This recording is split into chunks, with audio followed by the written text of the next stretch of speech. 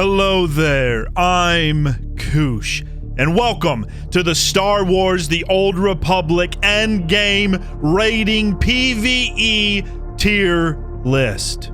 Now, this is not going to be a short video. In fact, this is going to be a very long video.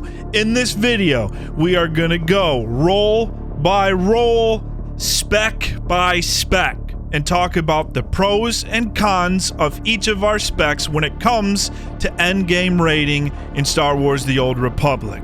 I gathered some of the game's finest raters, so special thanks real quick to Dents, Gerbil, Prez, Ray, Other Ray, Red, Rose, Sammy, Vinny. George joins us at the end, so thank you all very much. I will have timestamps posted below, so if there's a certain spec you want to hear us talk about that, feel free to skip around. Also, in the description posted below, I have a link so you can fill out your very own tier list. When it comes to this stuff, I'm a boomer, so I don't know how it works, but I think I have the live polling option active, so the whole community, we can get an average of what people are voting for. But without further ado, let's get into it. Gamers, thank you all for coming. Let's get it started. I'm gonna start it off. We're going with the Sin Tank Darkness. I think we can all agree it's S tier, but why? Why is it S tier? Well, Shroud, for one thing. I think for very few fights in the game, the toolkit, I'd say the majority of every single fight in the game, the toolkit that it has is just the best one. Shroud mitigates mechanics. Deflection is the best tank cooldown in the game. Yep. What? What do you think the best tank cooldown in the game is? No, you're not wrong. Assassin is absolutely an S tier tank. I just think that deflection. I just think deflection is like Walmart Saber Ward. That's all. Yeah, well, Saber Ward's on Jug, and Jug sucks. So. I know. You're right. I hate to say. I know you're right, but like, yeah. Yeah, it's S tier for many reasons, but the main reason is it's the only tank out of the three that gives you the option. Like, it's not even baked in. It gives you the option to make up for other people's mistakes if you choose. Yeah. Like, Guard Shroud is just like insanely cracked. Yeah, like Guard Shroud became like a lot of mechanics. Many people consider Guard Shroud a necessity on fights like Isaacs, Apex, A&E. Yeah. And like I like some people might like. There's other fights like Trandoshans, which I think most groups wouldn't even clear if they didn't have a Sin.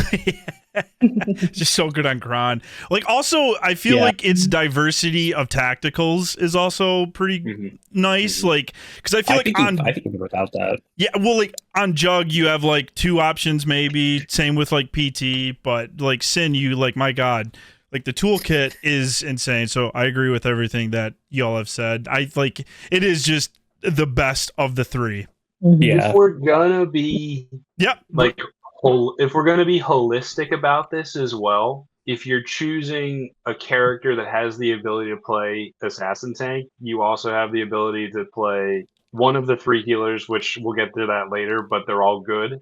And you also have the ability to play at least one decent DPS spec as well. So the flexibility in characters, Yeah. Like that's the nice thing. It's like, because when you have darkness, it means you can also respec the hatred. Yeah. Yep. You have a very strong DPS option. Yeah. Like the speed, like you have force speed, yes, which is like a really short cooldown, and a shock speed, which is also really short. And Phantom Stride, so like you have your way to get back quickly. Like freedom of movement is just really good on Sin. Yeah. You also have Forceful, you have Electrocute, you have Overload, you have Spike. Like, you have a lot of really good crowd control options too. Yeah. And I'd say the only thing it's probably lacking in is like it definitely doesn't do nearly as much damage as the other two. You can do a lot of damage on Sin, but you will never beat a Jug or a PT at damage. Yeah, 100%. One thing I remember, like when I first started playing the game and coming back to the game, every single guide I would read about Darkness, they always brought up the point. It's like the one weakness everyone unanimously said would it take spike damage. I don't even feel like I notice that these days. Is that like just me? Like, what do you guys think?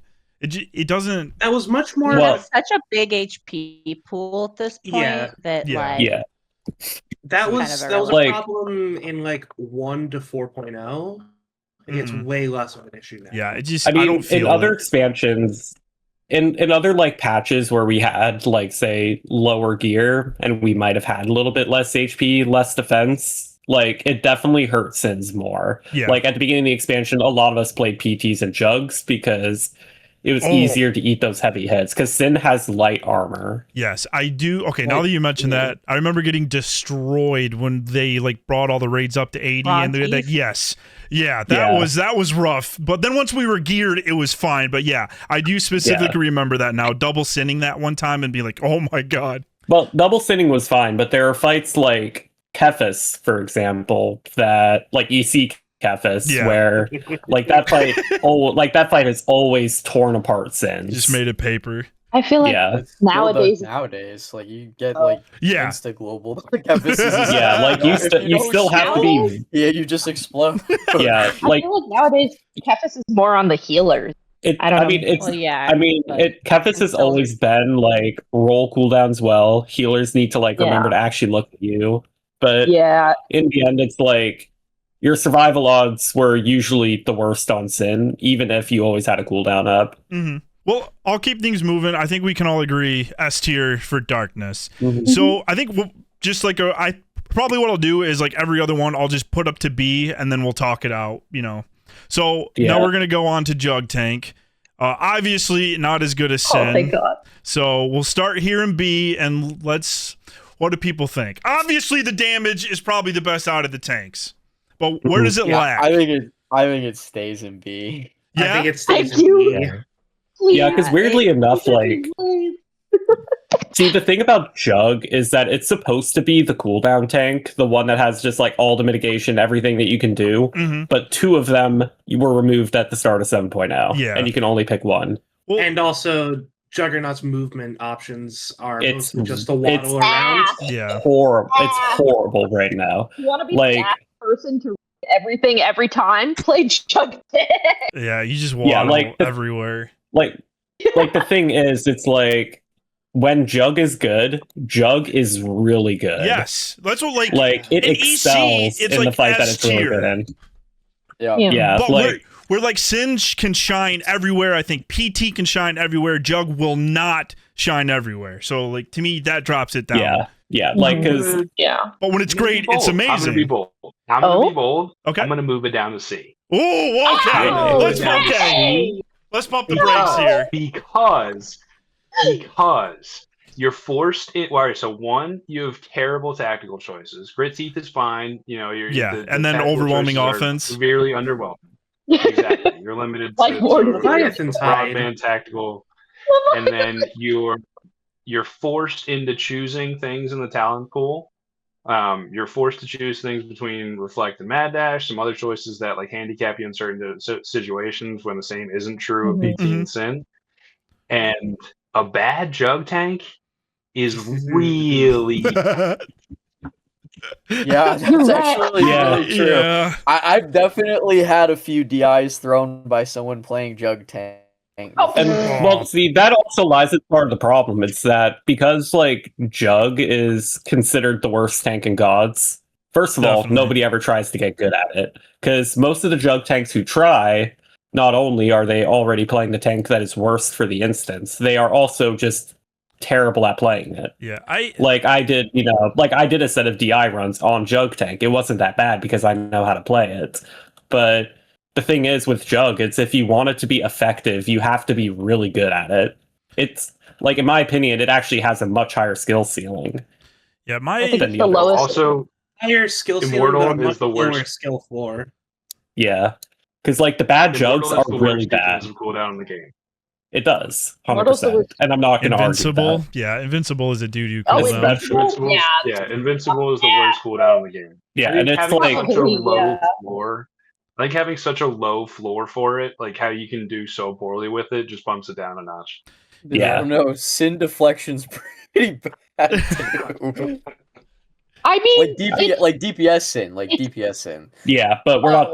I mean, DPS Sin and tank Sin deflections are very, very different. I know. I'm just talking shit.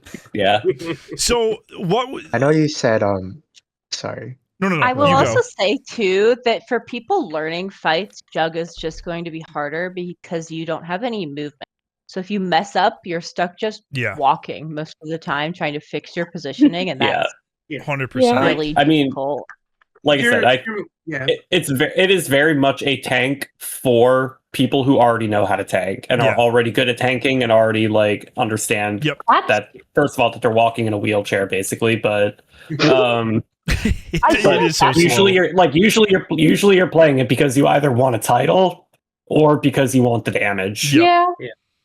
Like a good Jug might know how to intercede to somebody to move somewhere faster, but that's if somebody else is already.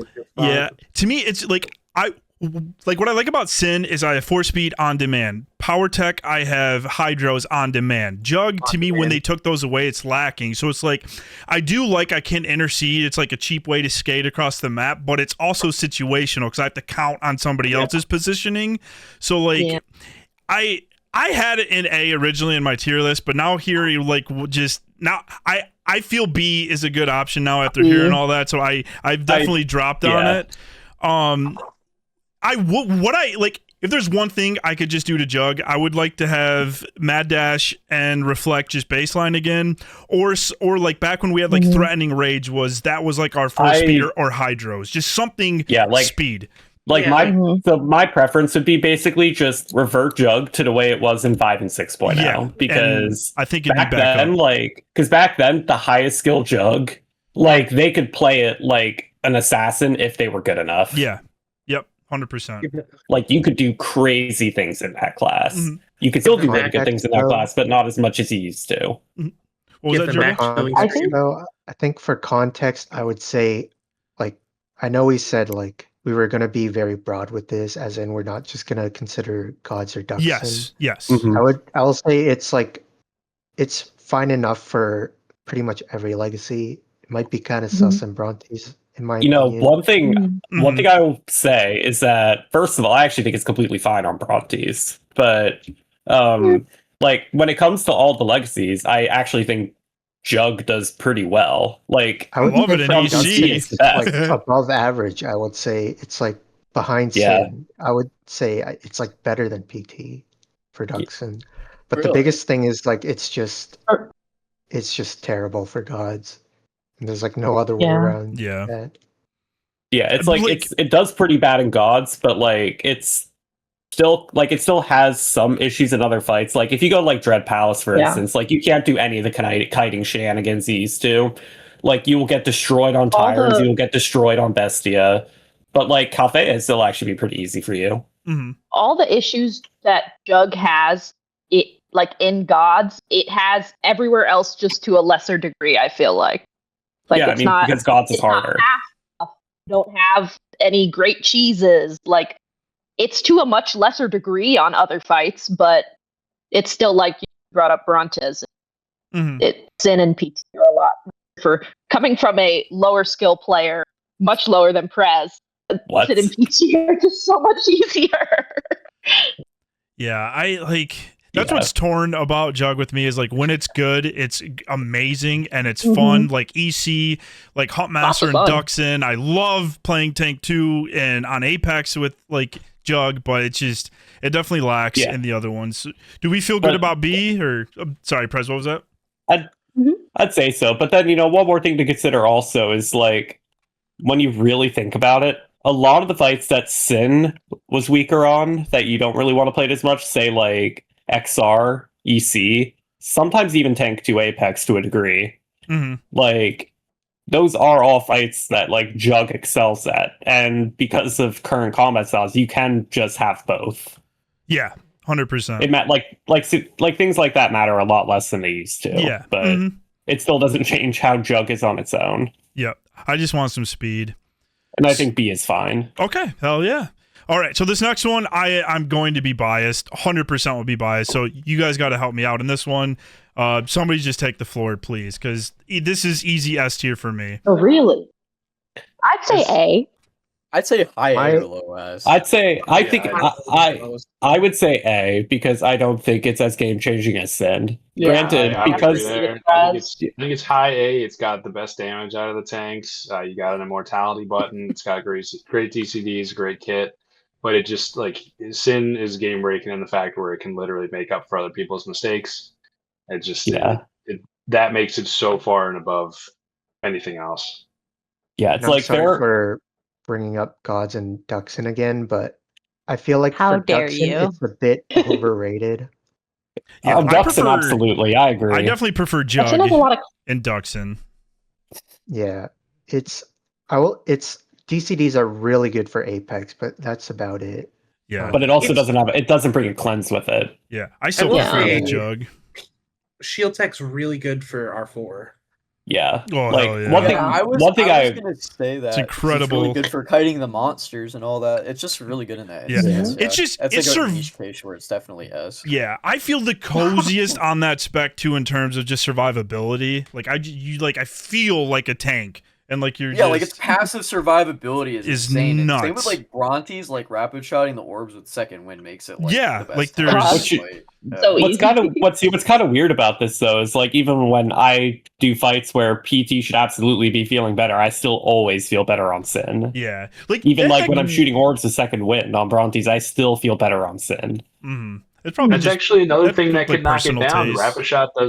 Rapid shot doesn't apply trauma. That's true. Well, actually, no. It's Flame Burst that applies trauma. It's Flame Burst, Flame Sweep. It has a trauma. It's just. However, targets. However, it doesn't work on immune targets. So you can't help. So you can't help trauma and A&E on ads on XR. You can't do it. Brontes, you can't trauma her. Those are fair points. But guys, what about Bounders? Right. Bounders is great. Bounders is more of a thing on DPS. It's way better on DPS. Oh, boo! I feel because I think PT tank's the most fun tank to play though. Thank you, Dan. It is. I think it's by far the most fun tank to play. I disagree. Jug is the most fun. Thank you. I agree with that. Yeah, I'm boring. I think Sin is the most fun. Here's the thing. I play Sin when I want to clear something. I play Jug when I want to have fun. And I play PT when I want to kill myself. But PT's so much fun. I'm definitely biased, but I I would put Sin and PT in S tier. Just for like their own reasons. Like I do think Sin is better, but I think like that combo of Sin PT, it just always feels incredible. Well, like they just pick up for the other.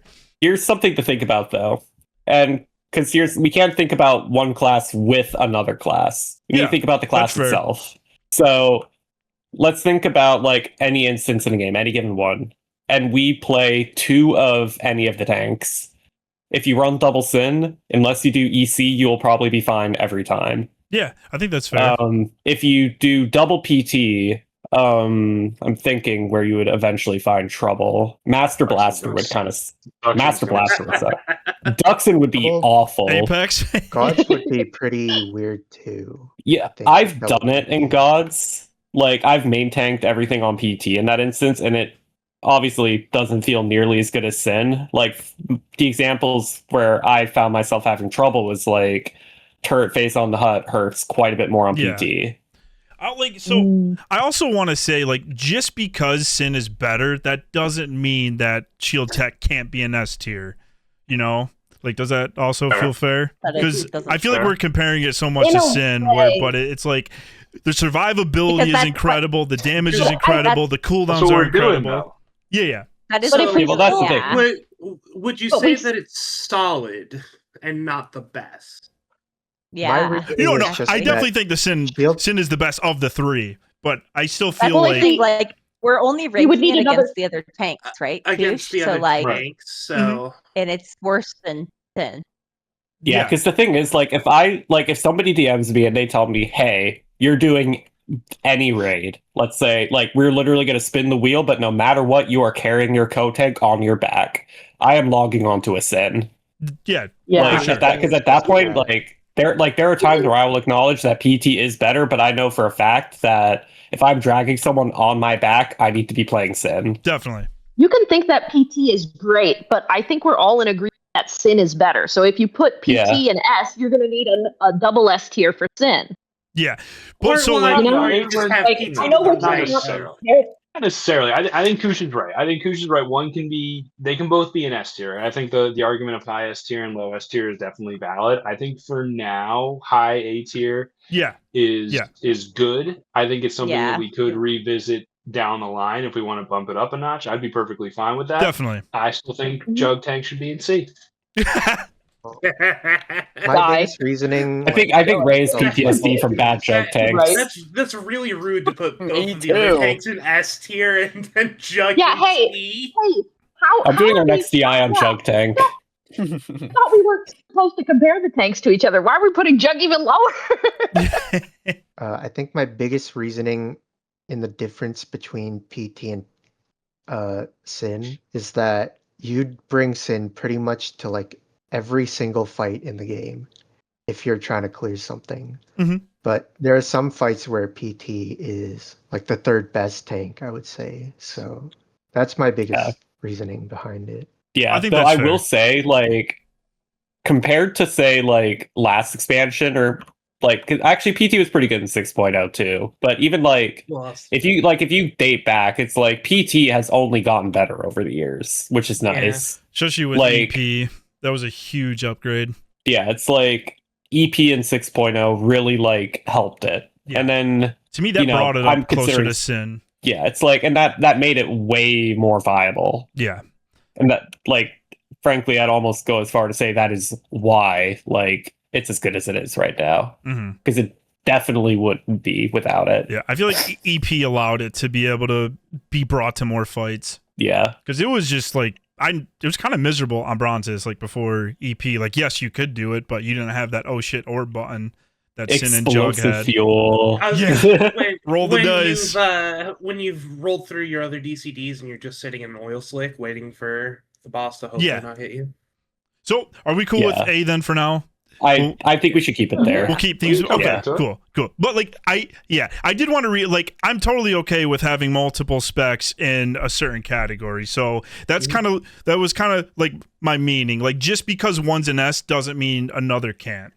So what were we saying? Well, that's like the reason for my placement is basically just like, PT is really good, but Sin is way better. Yeah, and that's fair. That's totally fair. Okay, so let's move on to healers, which I'll probably just be quiet for this one. So we got Bodyguard. What do we think, Ray? Now, I'm going to be controversial here. I think Bodyguard is the second best healer. It has... It's a strong all-around healer. It has good damage. It has good healing. The issues that Bodyguard has is when your co-healer is weaker or you're solo healing, you don't get to spend the GCDs that you want to do good HPS in order to actually keep people alive in terms of single target healing. Because with Bodyguard, with Merc, it's always a trade-off between your HPS overall and your like single target. So let me put it to you this way. If we're looking at this sports wise, if you're looking at a draft, are you taking the person in the first round who is steady, who's good at everything, who's straightforward? If you look at their toolkit, you know how to press the buttons, you know what the buttons do. You're good in all facets of the game, healing, DPS, off DPS, what have you. Or are you taking the high upside project that not everybody knows what to do with? That's the thing, right? Like we ranked Sin Tank based on what it can do, with good players, to recover other people's mistakes with good players. And Operative has that like highest potential. Merc doesn't have that. Yeah, I think probably the weakest healer, I would say, in terms of swapping from like single target healing to AoE healing and maintaining their energy.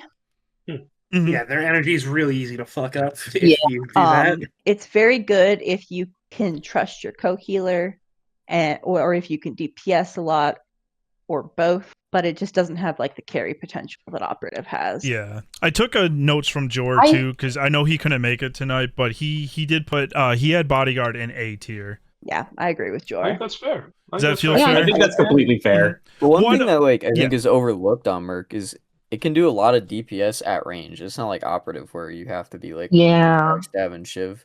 Yeah, I will say I think that's just another pro that like Merc has, but I think Operative's the best healer. I think it's like Operative has the option too, though, of again, Merc, if you're doing good DPS, you're burning through energy, where Operative, you can be pretty energy neutral, just like maintaining high DPS, and it'll maintain your healing at the same time. So, Ray, let me ask, what would put Merc Bodyguard into S tier for you? Like, what's keeping you from just easy S tier? It's not as good as Operative, and I think it's the same argument. Like I said, what about the energy thing? Like, if you have to heal with somebody who's not like a good player or is a weaker player, you are going to struggle more than other classes. Okay, I think that's very fair. Hold on, I just had like a comment about it. Like taking away from like it's like output like objectively. Like I also think it's like the least fun to play by far. Oh, I agree. That's just like an enjoyment thing where it's like, I just think it's the least fun. That's a fair criticism, and especially because like everybody seems to be agreeing too. Yeah. I disagree. I have a lot of fun just straightforward playing Merc. I'm sorry, Red, what were you saying? I have something that you guys are kind of overlooking. That I think that at least makes Operative and Merc like a lot closer than you guys were like kind of saying is it has way better defensives. Like it does have way better defensive. Like, but there's not a situation in the game where I've ever felt like I'm instead on Operative. I feel like you're also way more flexible to do mechanics on Merc because you also have like hydraulics and like reflect, which I feel like there are like a lot of mechanics in the game where having reflect to like trivialize things is like super good. Also, like yes, like Chaff Flare 2, which you can use in like Dreadguards for like Doom reflects for Doom. Like we got I might be too. Yeah, but I think that definitely like for keeps Orge, you have like Chaff Flare.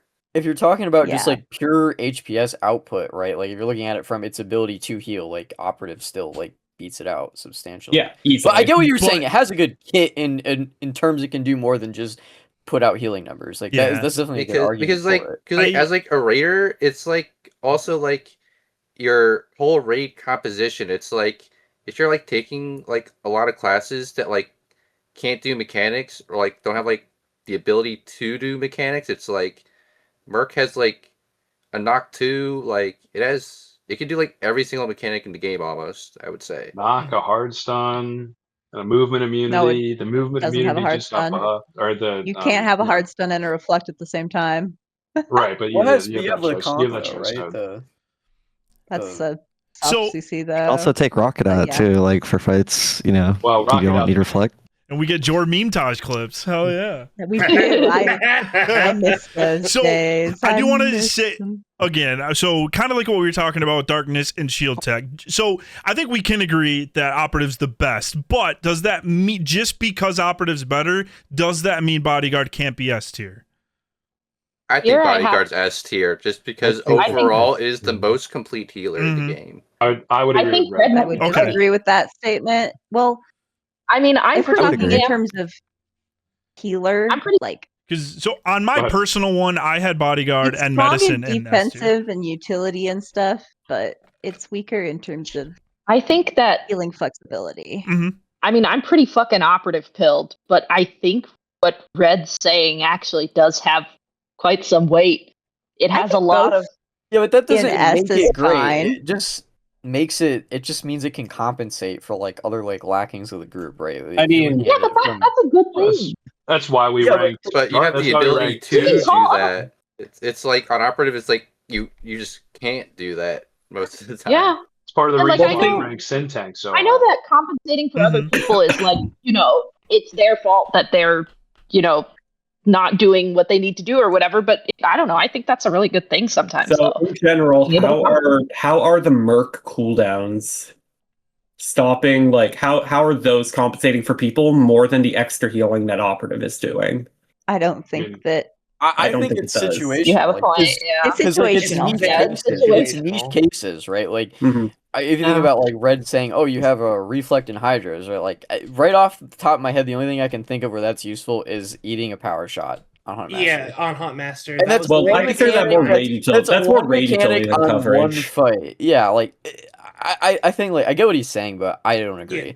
All I'm saying is Mr. Starforge, King of the Theory Crafters, or whatever his title is, said A, dude. So I mean, like, can't not listen to George. So I'm kind of torn between these arguments. Do we want to just leave it at A, move on? Then if we like the further we go, we can move Put it stuff like as number 1 in A, and we can think about it again. Okay. At the end. Before we move on, yes. What do you got, Gerbil? My way of thinking is just that if you're doing like TTKs or solo healing, then obviously operative is like the best healing class. But I feel like for the general audience, which is like mostly what this is aimed for, I feel like Merc is more reliable because again of the DCBs and also I think obviously every healer has really good burst healing. But Merc's burst healing is pretty much like on the shortest cooldown out of every healer, I feel like. And it's really strong too. Okay, yeah. S tier? I don't think you can basically get a tank to like 0 to 100 if you're in your like supercharged gas like phase, and if you have the power surge. Power surge. That was kind of my thinking with putting Jug tier in C, so I think that's an important point to remember. Like, I think a lot of us in here are very used to having healers like Jor, like Ray, like Brink, who use operative to the fullest extent, right? And I think that's a blessing. I think we're also used to having people like Gerbil and back in the day Press and then Koosh, who use these classes the way they're intended to. I think universally on a flat scale, I think that's just moving forward, trying to apply that logic to all the classes. Yeah. Also, especially for Prog, if well said, like you're looking at that from that standpoint. Yeah. Like, I think most of the time HPS isn't really the main issue. It's mostly like the spike damage people take from not being familiar with the fights, and that's something that Merc can make up for a lot. Most people these days are not doing Ks. Most people are either progging or even, some of the more advanced players in such a small community are doing a lot of legacy. And also it just has have to disagree in that if I had to fix a bunch of constant mistakes that happened frequently, I'd rather do that on operative. Yeah, I would also rather do that on operative. But for me, it's just because I'm way more comfortable on operative and like playing it more. I would want you to do that on operative. I wouldn't want many other people. Yeah, that's like that's kind of the thing. If I go into a raid and I look up who my healers are, I don't know them that well, or maybe I just know them to be mediocre. I'd feel much safer if they were on Merc, because Merc is dummy easy. And I think I think a good operative is really good. If I see Jor, I see Ray on operatives, I will feel safe. I'll feel safe if I see Ray on an operative, maybe not Jor. But the thing is, like, here.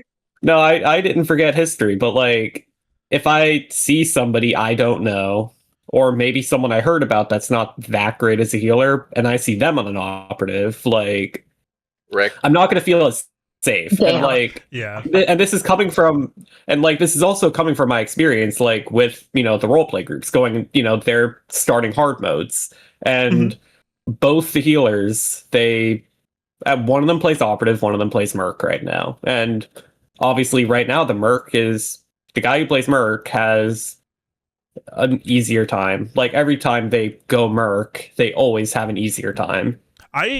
I love the Merc operative duo too. Like, them healing together. I just they synergize pretty well. So, but I think looking at it from like a newer raider or less experienced or skilled, like, it's like it's been said, but the fact that it's easy to do like acceptable HPS on also like kind of does make it a positive. Yeah, that's got to speak. If you for look something. at it from that angle.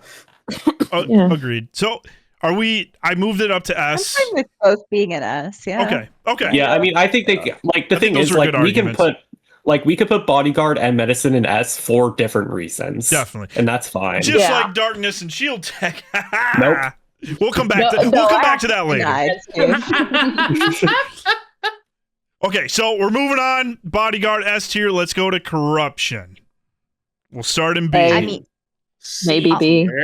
I think B is fine. I think all the healers are very similar right now in terms of HPS potential. Sork is maybe a little bit lower, but I think it's a lot better all around than the other classes. It's hard to reach. I think it's harder to reach that potential. I think it's A because it's the most fun healer to play. It's just so much fun. I love it. I agree. The biggest problem with Sork is that it does no damage.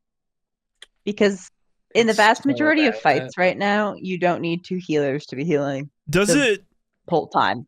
And it's force negative to do damage. Yeah, so you that's have what I was going to heal to regen your force. Is it worse than Merc, right? Damaging abilities are not well balanced. I think it's worse than Merc in that it has in terms less of like utility and less DPS than Merc, and it does less healing than Strike. Like if I'm just healing, I'd say in a situation that's kind of cursed, where I like both have to AoE heal and save people from being dumbasses, I'd rather do it on Sork.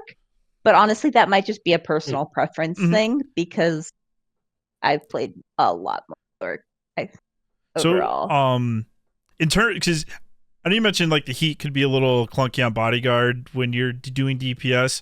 Is Sork like way worse doing damage? I know like the DPS abilities aren't good as Sork, but is it like does it really tank your force? It will. You will have to like every few GCDs innervate and consuming darkness. You know what I mean? Like when you just has be rapid shotting or significantly lower DPS output. Yeah, because Sork's energy regen is like you have to do GCDs where you're not either damaging the boss or healing anybody else in the group. So they're like fully dead GCDs for Sork where they're just giving themselves energy back.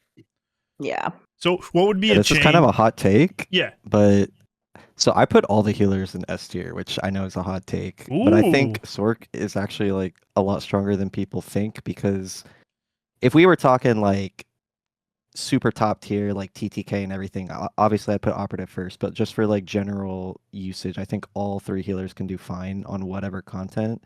And when it comes and what Jor was kind of talking about, like when it comes to solo healing, I think Sork is actually like probably the best for just like a general group, you know, because when you have Operative, you have like a lot of HPS, but Sork kind of brings that balance where you have insane like sustained burst healing for when you need it, and kind of what Gerbil was talking about when you have fights where you're taking lots of spike damage and you need to recover, like you have Polarity, Recklessness, like, and usually you're not as restricted with your energy as you are with Merc. Like I know Merc has a lot of burst healing, but Sork has sustained burst healing, which is super, super nice. So that's why I like Sork. Also, you know, it's got good mobility, it's got force speed, you know, phase walk, barrier, good cooldowns. Raid buff. On it, static barrier is also slept on because it's like the only heal where you can actually shield people too. Like if your tank's at 10% HP and you put a bubble on them, they're not dying. Whereas, you know, if they take another hit from something else, the other 2 might not be able to save them with just raw healing. Like the shield can actually save people a lot. Bubbles have been very clutch when like something spiky's coming and you see a bubble on you and you just know you're going to be safe for a bit. So, so Ray, it also might just be the PvP in me because in PvP it's also like just insanely better than the other 2. But force pull is like also a pretty clutch ability too. Like force if pull, you know how to use it. Ooh, okay. What's up, Ray? So as like the resident, by far and away best healer here right now, we know that HPS across the 3 is pretty much negligible, right? You can do all the healing you want on all 3 classes. The DPS is by far the worst on Sork. So from your point of view, compare the kits for me, because from what I have my own kind of notions about how Sork compares that way. We know the raid buff is by far the worst of the three. So just like compare the kits for me, because I don't think there's much versatility there. I could be completely wrong. I think when it comes down to it, all of the healer kits are very similar. People talk up a big game about it being different, and you'll be able to recover tank HP pretty much the same on every class, except when you have very specific situations. So, would it be fair to move it to A? For example, Sork has polarity shift, right? But you don't have any strong cast abilities besides your bubble, which has a internal cooldown of the debuff of the weakened soul. Where Merc, you have emergency scan as a really strong single target heal, and you have obviously your 2 if you take the double power surge heals, or just 1 healing scan, versus operative with surgical. Why can't I remember the tactical name? Critical surgery has like the operative with critical surgery actually has really good like rescue healing. I would say if you can critical surgery, like if you can surgical probe somebody low HP, and then Colto infusion and surgical probe again, like that's a lot of single target healing right there. And in terms of sustained tank healing, I actually think that operative is the strongest, just because if you're playing well and you have Colto probes on, just from keeping your Colto probes up and from refreshing them with an ability that refreshes, like your infusion or your surgical probe, you're going to do more tank healing just passively, which I think is really underrated on operative. How did the talent trees stack up between the three? Like, does Sork have any talents that are like versatile and flexible to like give you different gameplay styles, or are you pretty much locked into There's stuff? A couple things, but nothing's like nothing's super maybe game changing. I would say like for utility, phase walk versus whirlwind, obviously that CC is nice in several fights, but like the rest of my talents I basically never touch. Yeah, I had my thoughts on it. I just wanted to see how you like if you found anything that you find yourself changing fight to fight. No, I always take the same infusion option. I always take, obviously, Resurgent Spread is by far the strongest option. No rally. I'm not a rallier. No rally. Rally sucks. I don't take rally either, honestly. I don't think anybody takes rally. If I'm at a point where I'm casting Dark Infusion, I'm casting it to save someone's life. Yeah. And there's no reason for the splash healing. That's fair. So I moved it up to A. Is that? It's fine. It's also I just think the easiest healer to play out of all of them. Mm-hmm. Easy use. I think Merc's easier, but I think healing on Sword is the most fun. I just want to ask: is there a fun argument for any of these, or are we just arguing like? Well, because fun is more subjective, right? Like, yeah. Okay. I didn't think so. Enjoy different things. Yeah. Some people I just love kind of deception and just want to play deception all the time. Okay. No. Yeah. I just have a really big argument about concealment. Yeah. No, it was just kind of like a broad like nightmare rating and just getting everybody's opinion, because like we're all endgame raiders, so I just thought it'd be fun to just kind of do like one big tier list of everybody's thoughts and everybody's arguments and just kind of get an average of that.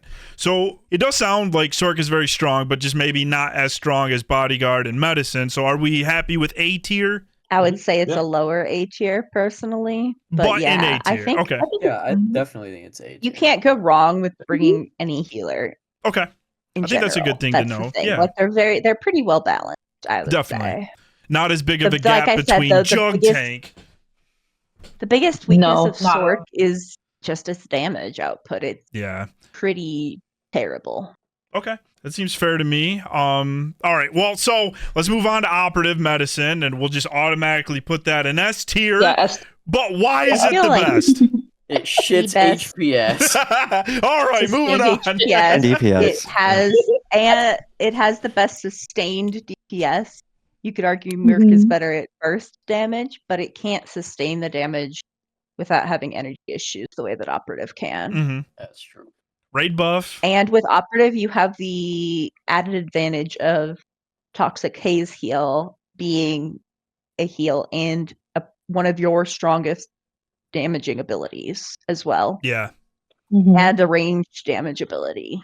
Yeah, that aggressive treatment is on that operative, was nice. Even if you only push Dart and Toxic Haze, you'll probably do more damage than a Merc making somewhat of an effort to do damage. That's pretty nuts, because that's almost kind of passive. Well, because like one of those GCD is healing AoE anyway, and then Dart is just a dot. Yeah, that's kind of nuts. Non-healing GCD. Yeah.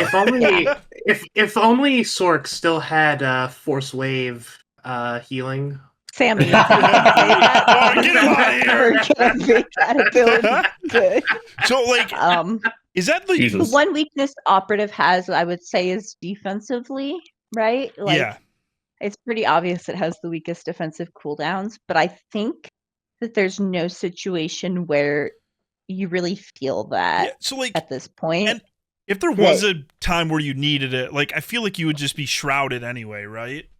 Exactly. So it kind of cancels it out. Because you're gonna have a sin 99% of the time, or I should say 100% of the time. So it almost cancels it out. But that would be like one thing to improve it, Ray, would be like AoE DR or just some sort of better cooldown. I don't understand how Merc Healer got AoE DR and Operative Healer didn't when they added the AoE. Yeah, and Merc already has strong DCDs. Insane. Merc is just a tank. Yeah. I'm going to go ahead and knock it down to A tier simply because that would piss Jor off. Oh, yeah.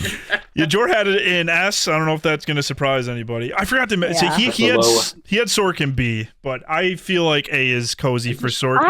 Hearing all the arguments, I think A is good for Sork. I was going to say, I've seen really good gameplay from Sork, especially like Vinny's XR that he did. Yep. That was like, that was... Like, that alone, was enough for me to say, that should be an A tier. Yeah. At least. Yeah, don't get me wrong, the other two would have been better for XR, for sure. But I just think, kind of like what Ray was saying, you can do any of the content easily on any of the three healers. So I don't think it should be knocked down to B, personally. Yeah. I think A is fine. Yeah. I think that's great to note, too, though, that all of them are viable. And that's awesome. But genuinely, that you can kind of just dealer's choice. But some are better. And I'm sorry, one more point in favor of Sork to go back is I would rather solo heal on Sork than Merc. Ooh. And Agreed. I would rather be in a bad raid on Sork than Merc. That's fair. Ooh, yeah, 1,000,000%. Operative, easy S tier. Like I guess what else is there to say? Because I feel like when we were talking about Bodyguard and Corruption, we also talked so much about Operative. So easy S tier. So it's just I don't know what. Yeah, I should have recommended we talk about Operative first. Yeah, we should have. But yeah, in hindsight, by far the best. Yeah. All right, so let's move on into DPS. Everybody feeling good? These, I'm assuming, are probably going to pump through these. I hope we're going to go through them a little bit faster. I was going to say, I think these are a little bit less.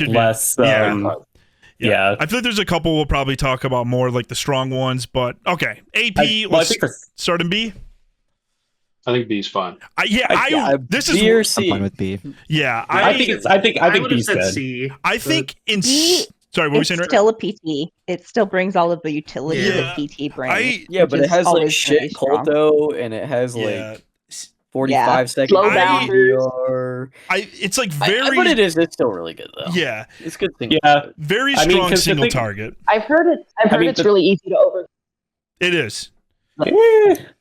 I mean, it's just like with any other class. If you don't know how to play it, it's easy to I think it's perfectly fine, and B is fine. Yeah, so. I put it in B. If it was 6.0 with all that extra stuff we had, because losing the thermal sensor override, I think really hurt this spec specifically. Yeah, because if we still had that thermal in 6.0, I would put it in A still, but I think it's just B now. I think to me it's a perfect B where it's fine because you can do a lot of single target damage, but what else are you doing? The cleave sucks. Well, I see. This is why I put it in B, because I think it's a class that Swtor does a really weird job of giving some classes flexibility and other classes not. Mm-hmm. I think there are still choices in the talent tree and with tacticals that, I mean, if Gar was here, he would bring it up. And this is, I would say, for another class, Carnage.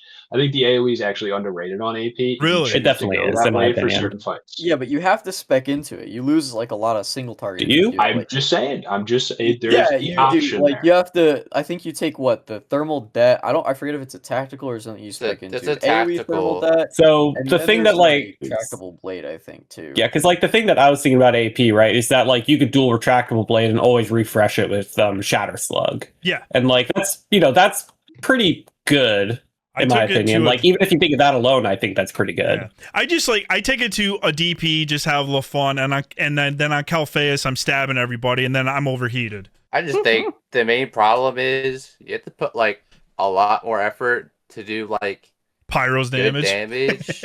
Yeah, it's like I mean it kind of just gets overshadowed by Pyro that can multi-dot a lot easier because if you want to like multi-dot on AP, it costs a lot of energy because retractable blade, but like it doesn't have as much AoE like because like Pyro, you sacrifice nothing to have good AoE, but on AP it's like you have to take like you got to focus on AoE. it. You have to take a different tactical, a different utility for energy burst, like AoE energy burst, or like isn't there one for like retractable blade is like AoE damage? Like when you rail shot it like ticks. Like and already like AP single target like isn't the best if like you're taking like less single target damage to do more. I don't know. It's like I feel like to be like a good. Like I think it's fine where it is. Best DPS. It's like they all can do good AoE and like not sacrifice like their single target damage for that AoE. Or, like cleave. Yeah, or like cleave and not sacrifice single target damage. It's like for anybody watching this video though, don't penalize a spec. Don't compare a spec that can multi-dot a burst spec to a dot spec in terms of multi-dotting, right? So don't take this and compare the cleave from Pyro to AP because that's not what it's meant to do currently. Well, I mean, because the way the way these two specs are meant to be is that. Well, part of it is that, like, when you think of AP and Pyro, like, they're both power techs. They're, like, the intended way to play them is that you swap to the one that's going to be better on any given fight. However, right now, Pyro is better for everything. Yeah, 100%. Is everybody happy with B? I just think it's middle of the pack. Yeah. With strong single. Okay. Yeah. Let's move on to Pyro and just, I guess, why is it S tier? Yeah, it's S tier. I mean, what isn't it'd be faster to say what isn't good about Pyro. It's just no cleanse. I don't know. One of the honestly, that's the only thing I can think of. All right, A tier. I mean, it's just the interrupt nerf is annoying, but it's definitely not game breaking. Yeah, it's just hands down one of the best DPS specs in the game. Just and it's very easy to play. Yeah. Like especially with 10-meter class. Especially with flame dissipation now, I feel like the heat's kind of the easiest it's ever been outside of our the big Boomba that I can't think of the old set. Firefall. Thank you. God. Firefall. I need to edit that out. There's no way I forgot that. Oh my god. So the problem I see now is not what's wrong with Pyrotech being S tier, is looking at our S tier. Is Pyro the top of S tier? Or is it just above the healers? Because I think right now Pyrotech. Let's I think it goes darkness, Pyrotech, medicine. I was thinking about when we're done with everything, if people wanted to hang around, we go down each tier. I think that's a good idea. Yeah. Okay, so save it to the I guess end. like what I don't know what else to say about Pyrotech. That it's so good. Like you also got some free passive cleave with like incendiary missile, and then your Searing Wave. Yeah, Searing Wave. I don't know why I'm just drawing a blank on all the Pyro. I'm just so excited right now because we're on Pyro. And then if you got multiple targets, you can just flame sweep instead of your flame burst while still keeping up all your single target stuff. And then like Super Colto is fucking insane. Yeah, I don't know. I'm just fangirling right now. It's just the best. And if you're taking a lot of damage on a class, you have or on a fight, I'm sorry, like you have power yield or thermal yield. Yeah. I think. Yeah, thermal yield goes for 30 seconds. Kolto is broken. Energy shield is really good. And yeah, there's so many little tricks you can do. Like you pop your Kolto to get that extra stack. You can click off your Kolto, then get it back. It's just like you thrive for taking damage. What were you saying, One thing I want to add is it was said that it's really easy to play, but it's easy to pick up, but it has such a high skill ceiling for actually leveraging the kit to do as much damage as possible. There's a lot of potential. Yeah, sure, you could pick it up derotation, fuel on your immolate, and you'll do fine damage, or your steering wave if you're cleaving, right? And you'll be fine. But there's tons of little niche things. There's so much nuance to playing the class. You can definitely. You could literally only play PT, and if you're new to the game and you play it for a few months, the amount of damage you'll do on the same fights can increase exponentially because you understand the kit in the fights. Yeah. You're not really limited by just this class does this much damage on this fight period. It's not really like that. Yeah, which just makes it really fun. Exactly. It's engaging. It's an easy class to pick up, but then what you were saying, the sky's the limit with it. There's so much potential, and there's just there's always little things on fights that you can do differently to increase the DPS. I always found it funny with Pyro ever since I started playing it that the strongest source of damage is Scorch, and it's a dot. And when you apply it, not only do they build it into the game where it can jump to another target, but when it jumps, it refreshes its duration. Incredible. Yeah, it's kind of insane. It is so strong. Ray, don't be giving the devs any ideas for nerves. I do. Well, that's part of it too. Pyro sucks. Yeah. Let's move this down here. I also want to say, I feel like every patch they're nerfing PT. I remember they nerfed their passive crit for immolate. Now they reduce their or increase their interrupts. It's they changed our hydros, but it's it doesn't matter. Yeah, we're still PTs. Gerbil, what were your thoughts? One last thing I'd add is it's bar none the best class to make up for whenever shit goes wrong. Definitely. You just have a PT take over. You can taunt the boss. You can live forever with E-Shield, Kolto, and Yield. And and also rebounders can save people if you know how to use it. Yeah. 100%. Easy S tier. I guess one more point. Drill brings up bounders. Bounders is crazy raid utility as well. It is on certain fights. Should have been removed from the game after 5.0. No, just kidding. Oh, I remember when you could reflect the stuff on Dom. Oh. Yeah, that was. So there's just had bounders. PTs. Yeah. You just never had to leave. It's funny because you talk to other people who play other MMOs, and the concept of a class that takes damage to deal even more damage is just foreign. And somehow there's not a lot that the devs got right in just their list of long changes to the game, but somehow Pyro is a perfect evolution of min-maxing its kit, but also a new game style that not many people play. Because if you told somebody from a different MMO, I'm purposefully taking damage actively as soon as I can to do more damage, they'd look at you like you had 5 heads. Right. Which that idea is kind of foreign to me because I've only known this game. So I'm used to that take damage, you do damage. Yeah. All right. Trade. Hell yeah. Arsenal. So let's start in B. What are we feeling here, gamers? No. You down a tier or two. So can we agree really quickly that the only redeeming thing about Arsenal is the Heatseeker missile animation? It looks fucking sick. No, Arsenal is one of the coolest looking specs in the game. I want it to be good. I have one argument. I have one argument for Arsenal. So one time when I did 16-man Apex, Gar was the top DPS Arsenal after Vitalia Mar. So there we go. Gar on Arsenal. There we go.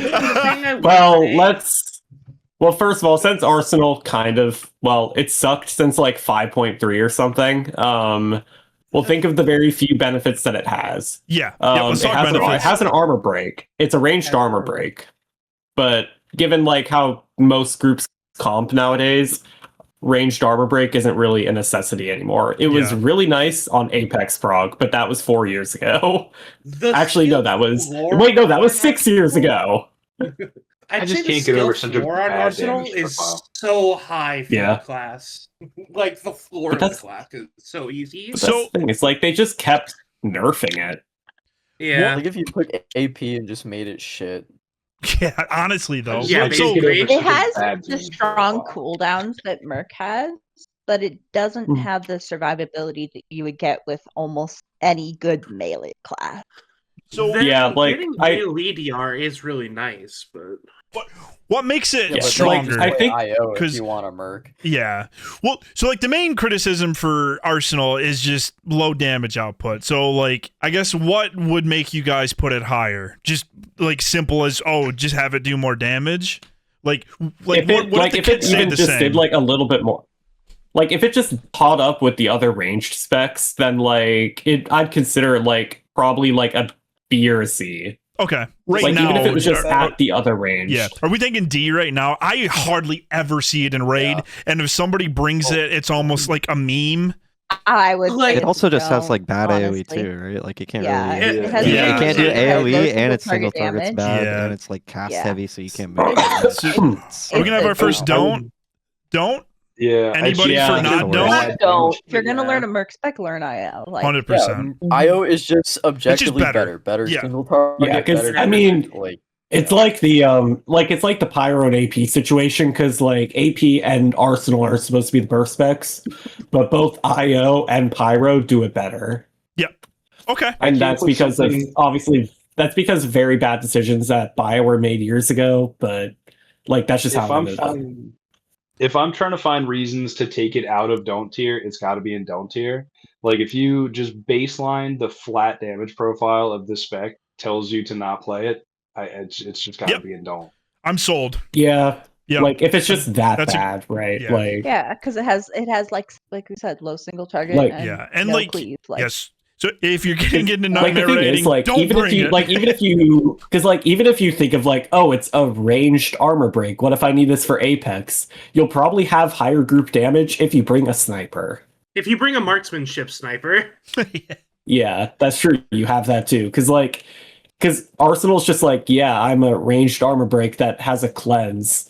It got brought to Apex on tier for that reason and that reason alone. Nothing else. And even if you like now the difference is Sork does just so much more damage that you probably might do more damage just bringing Sork and not having an armor break. Yeah, it's just, and if that's the only reason you would bring it to, it's just it just doesn't seem worth it ever. It's sad because like it does have awesome animations. I like playing Merc, but I just icky. All right, so we're keeping that and don't. Not hear any objections. So innovative Ordnance starting at B tier. Me personally, real quick, just to jump ahead, I had it in A, but I'm curious your guys' thoughts. Because I think it's very strong damage, sustained damage, a little bit of cleaves kind of meh, and then I really like the sub 30. And if you can utilize that 30-meter range of your missile blast procs, like this spec can pump. But I don't know if that means it should be an A. What do we think? I think it's really underrated by the... I think it's really underrated. It's really good damage. I think A. I think though the thing with like IO is like a good IO merc makes the spec look really good, but a bad IO merc is pretty terrible. Yeah. Have any of you guys ever played with very high skill ceiling? I feel like when it comes to 100%. Have you guys ever played with like Rikui or Mari? Rikui, I have. That's what I'm saying. Like you can do disgusting things. The two of them could the two of them could top leaderboards like it's nothing. Like I remember Rikui when he was doing the hut. Sorry, I've been sick. Dying. I remember Rikui was actually beating the PTs on his team on the hut in IO at the time, and I think it still does. It actually has a lot of those take damage to do damage advantages that PT had. Like it has energy shield and energy. It doesn't have energy shield anymore. Wait, what?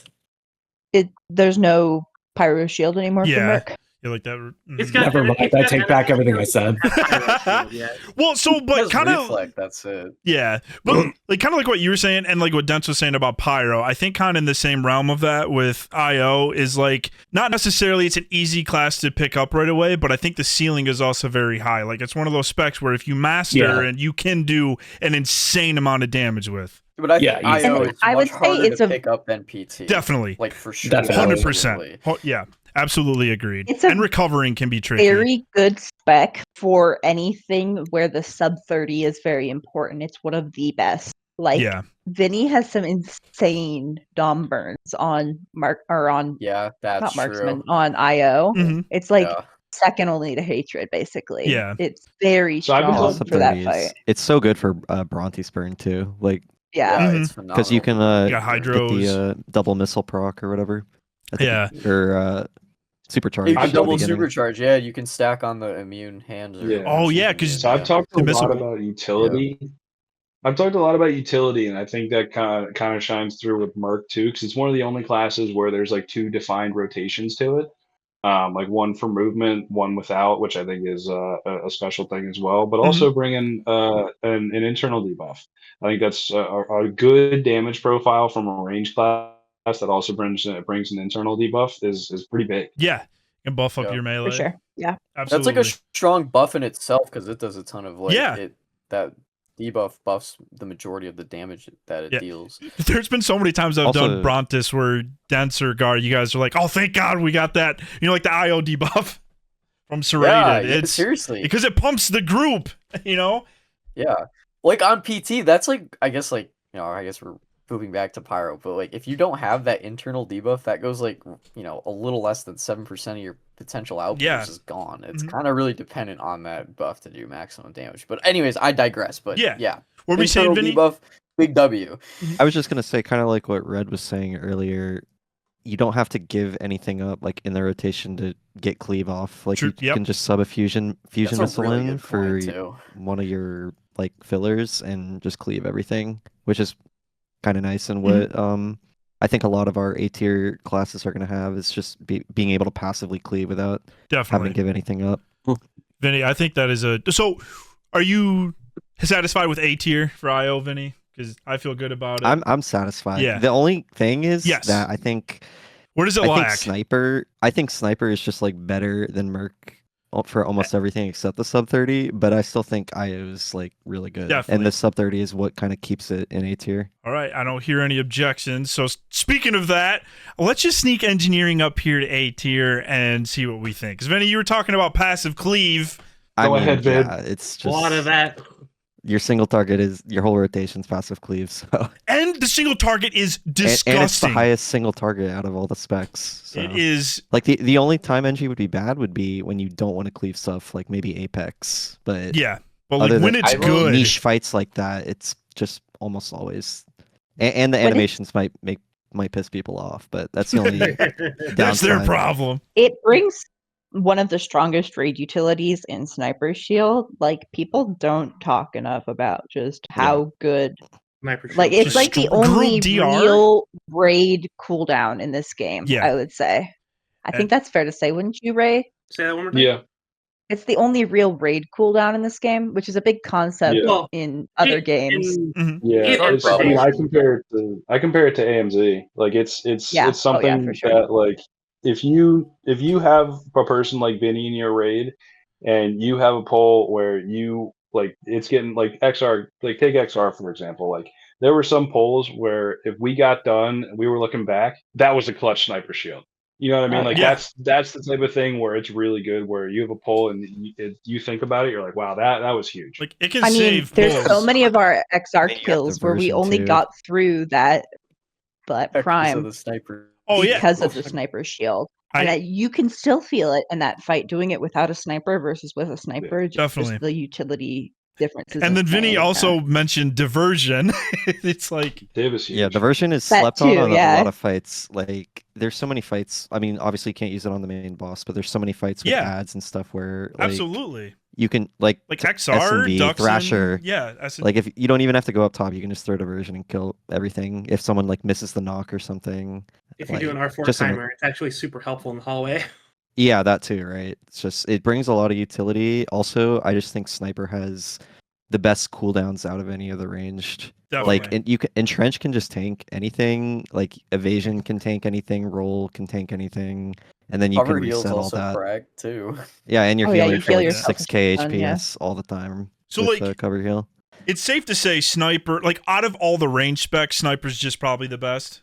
Or I don't know if I It should is. say I would- probably. Like it just is. You get no pushback either, like when you're taking damage because of That's cover. huge. So I guess from what I'm hearing, is there an argument to keep it out of S tier? I think one For of the engineering, NG might be S tier. I would yeah. say it's the best range spec, so for that alone, it might be deserving of it, and it brings good raid utility. Yeah, because like it's all good. Like I guess what's bad about it? will No say cleanse. No cleanse. but one of the dots or whatever, it's like if you move the boss a lot, like you just won't be in your dot. Like your plasma probe? Yeah. That is true. So am I Like the only crazy? reason Are there I could any think fights where that's actually super relevant anymore, though, Vinny? I feel like the fights where you would bring engineering to, like, is it an issue, Vinny? I don't think there's a fight where like it would make a big it would be a big deal to not play NG. Maybe other than like Apex for not hitting the ads. Yeah. But the only reason I would consider maybe like keeping it in A, which would be just because like you can play Pyro and Annie for like literally every fight in the game. Okay. NG might not play, for like I think Skyva. that's fair. You can play it on Skyva. It's just like not the most ideal for like that or Apex. But like as a general consensus, I would put it S tier. But if we're like taking that into account, I'd still say Pyro and Annie are better. Yeah. I'm kind of just going like to my thought earlier. It's like to me, it's like, yeah, Pyro and Annie are better, but I don't like just for that reason. I don't think it should keep NG out of S tier if NG's just that good, So just I kind of personally wanted to put it to S tier. Is there any arguments for not putting it in S tier and like keeping it with just our like the Pyro and the Annies? Because I don't know, I think it's good, but it's clearly a tier below Pyro and spoiler alert Annie. That's fair. I would put it over I also feel like in this game, being a range is like not an advantage in like other games. Correct. Yeah, it doesn't really have a plus side anymore. And they talk about balancing the ranged damage classes to compensate for the fact that it's ranged is an advantage, but there's not really an advantage to being ranged. And there's just such a gap. Because the thing is, like they made this ruling before gods existed. When gods is just like if you're ranged, you're just like good luck.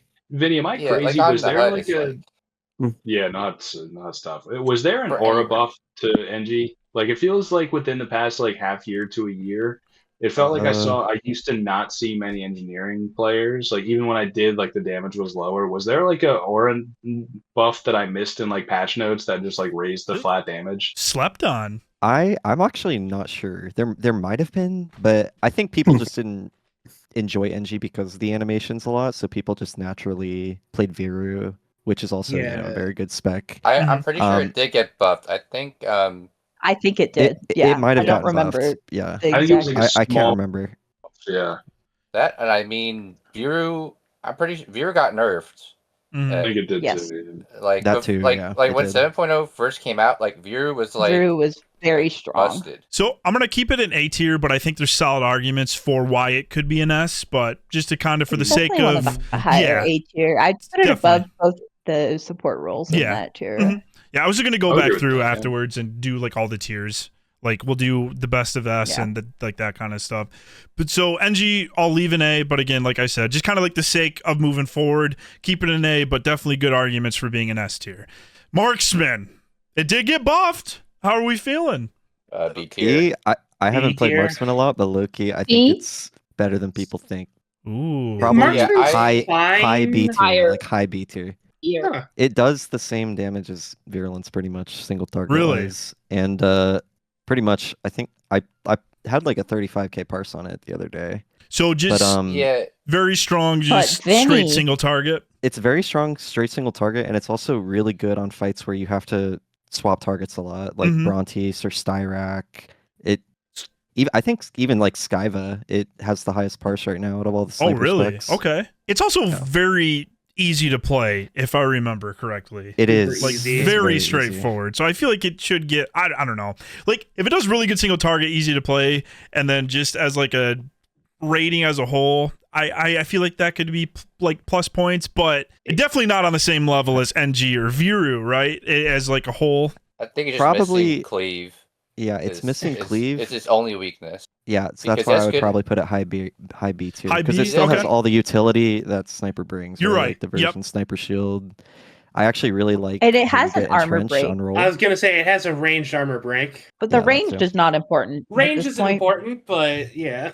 What were we saying It has an armor break, about the roll, Vinny? which is Oh, you just get entrench when you roll on marksman, which gives you like super fast movement speed. I just think it's really nice. I mean, you convinced me. I was going to put it a little lower, but my eyes have been opened. How's everybody feel about B? Middle of the pack? I need to play it more because I think it's like actually better than when I 'Cause last played it since the buffs. I did hear since the buff, it like the damage was pretty significant of a boost and like what it was. Yeah. I think it'd be a low A tier. Ooh. I think it could too, because really like the only thing it's missing is the cleave damage. But you know, even on fights like Trandos or something, you can still corrosive dart every boss and just tap like follow through on each boss to keep the dots going, right? If you want to dot spread with marksman, but it's not going to be, you know, as good as like Viru or NG. Because of that is a good reason to keep it in. Yeah, that's high B, that's though. exactly what I was just going to ask, right? Like if you have a bunch of ads, if you do have a bunch of ads, the suppressive fire on marksman, like with the 25% suppressive fire debuff, like it can go crazy. Like on Skyva, for example, at the beginning with OPD, it can go pretty crazy. Something I I'm always going to defer to Vinny with sniper, with anything sniper here. Yeah. So whatever. Sure. Yeah. Especially I would say either high B or low A. Okay. So Marksman and Conquer, the two specs I have never touched really. So I'm always going to defer to Vinny with sniper. Yeah. stuff. See, I mean, kind of like what Ray said. I guess like my thought process was like, would be in terms of that AoE damage, like would it be in that same tier as NG and Viru, who also do just kind of have that strong AoE? But like you're saying with suppressive fire, so what do you think? Yeah, I haven't played enough like this tier to really see it, but I know I'm pretty sure that like if you just spam suppressive fire, you can do that on marksman because of how the energy works, and you have what's it called? The alacrity sniper volley, I think that's what it's called. It kind of lets you spam suppressive fire way more than you can on the other classes, and it can do a ton of damage. Like it's kind of an insane amount of damage. I don't know if it beats NG, but I know it's up there. It's really high. I'm gonna defer. I need to play it more. Okay. I really haven't played it that much, but I think its potential is a lot more than people give it credit for. Okay. High B, low A. What do we? I'll put it in A if that's what your gut's telling you. I will. I think there's a lot of fights that it outperforms the other two specs, like Styrock Brontes, for example. So I don't know. Would you rather have overall in your raid in terms of like utility, the APPT or the marksman sniper? Just looking at B. Well, I feel like on APPT, it lacks more than just like AoE. It's like it's also the cooldowns and the burst and you got the sniper shield, the div. That's fair. Yeah. Well, also like what fight am I doing? It's also dependent on the fight, right? Because if we're talking like in the hut, probably the APPT. But I mean, I think it would be a low A. Okay. I'm fine with low A. All right. Yeah. I don't know if it's a hot take or not. Here we go, Vinny. Marksman and A. I don't know if this is a valid argument, but I will say a lot of times, like we were talking about how like with the healers at least, like a lot of times like you'd rather have like a bad merc than a bad op. I feel like marksman is one of those ones I see a lot of people who are not. I think the spec, like literally everyone said, has a lot of potential, but I think there's a lot of not so great marksman players out there. There's a lot of that's fair. I have something to like counter the A tier placement. I think there's a lot of better melee classes that are coming up that aren't S, but blow marksmanship out of the water in terms of like, output. I think it's a B. I think it's a high B. I'm looking at this. I'm so torn. We're not going to put engineering in S tier. Yeah, if I'm looking at this tier list and we're not going to put engineering in S tier, I don't think NG and marksman are in the same tier. Okay. Are we happy with B then for marksmanship? Too. Okay. Definitely need to play it more though. All right, so we'll keep it in B, and then, like I said, when we go back through the tiers, we'll kind of like organize that accordingly. I'm just kind of like last one that we talked about is what I've been doing in the tier. So Virulence, we'll start with B, and then let's move it up, Vinny. Yeah. I mean, Virulence has always been solid. I'd probably put it A. You can pretty much play it on every single fight, and it'll be good. Yeah, and then it brings all the stuff that we've been talking about with like the div and the shield. Yep. Some and it has an internal debuff. Yes. Yep, and it's got the internal debuff. For that alone, I think it should be higher than Marksman. Yeah. But I'm not a sniper I'm with player. you. I originally had it in S, but then the more doesn't engineering just do more damage, or am I crazy? Yes. Yeah. So I felt like I think Red's right. Yeah, but there's some fights like where cross dotting is so good for Vir, like tanks or Dread Council, or even like Isaacs. Yeah, where Vir just kind of shines and can outperform.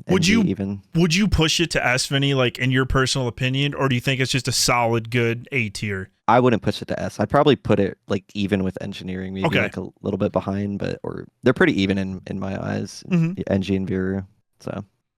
I think that's fair. Yeah, to me, Viru, it's like, I'll just use like Nahud as an example. I don't think I've ever seen Viru in a raid or like where I'm like, yuck, we have a Viru. I just think it's always a good option. Yeah.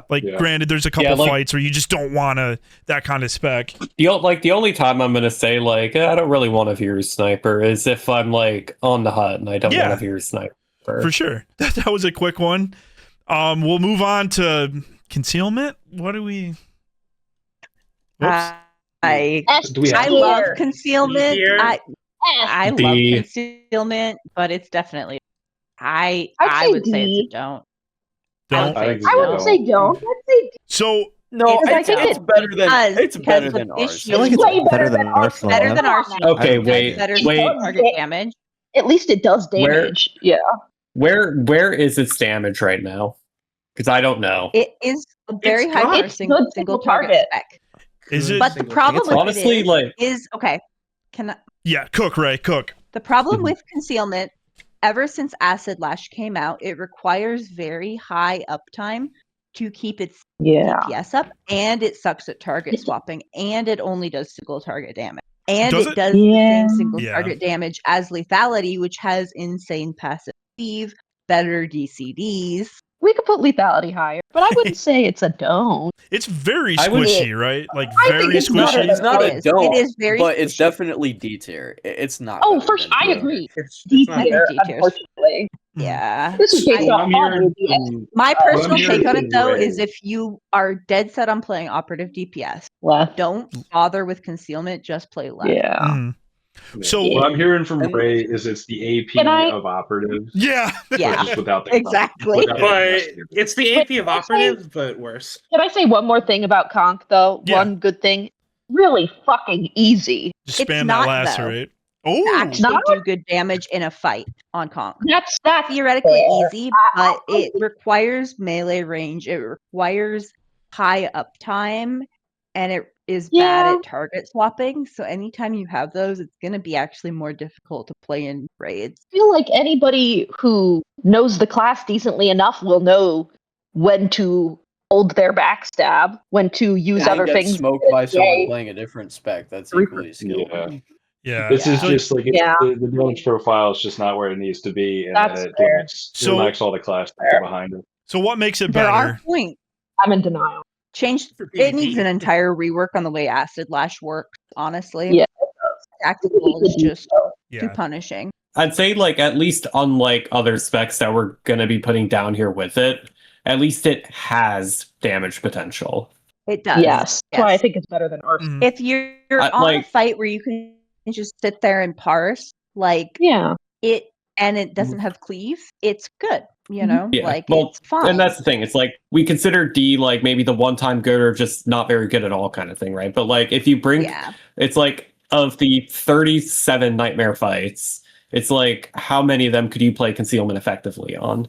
Yeah, and there's just always fine. But there's like always going to be something better. I would just always rather be playing Leaf. Yeah. Okay. I feel like on every single fight. So D tier, I used to play a lot of Concealment, but it's just not worth it anymore. Yeah, I feel like Arsenal, you bring it because you want to have fun. You don't bring it because it brings anything to the table. Mm-hmm. Right, but Concealment at least does damage. Yeah. So exactly. I think so. D tier for that reason that it does do more damage than Arsenal. Yeah. Yes. Everybody feel good? I think that's fine.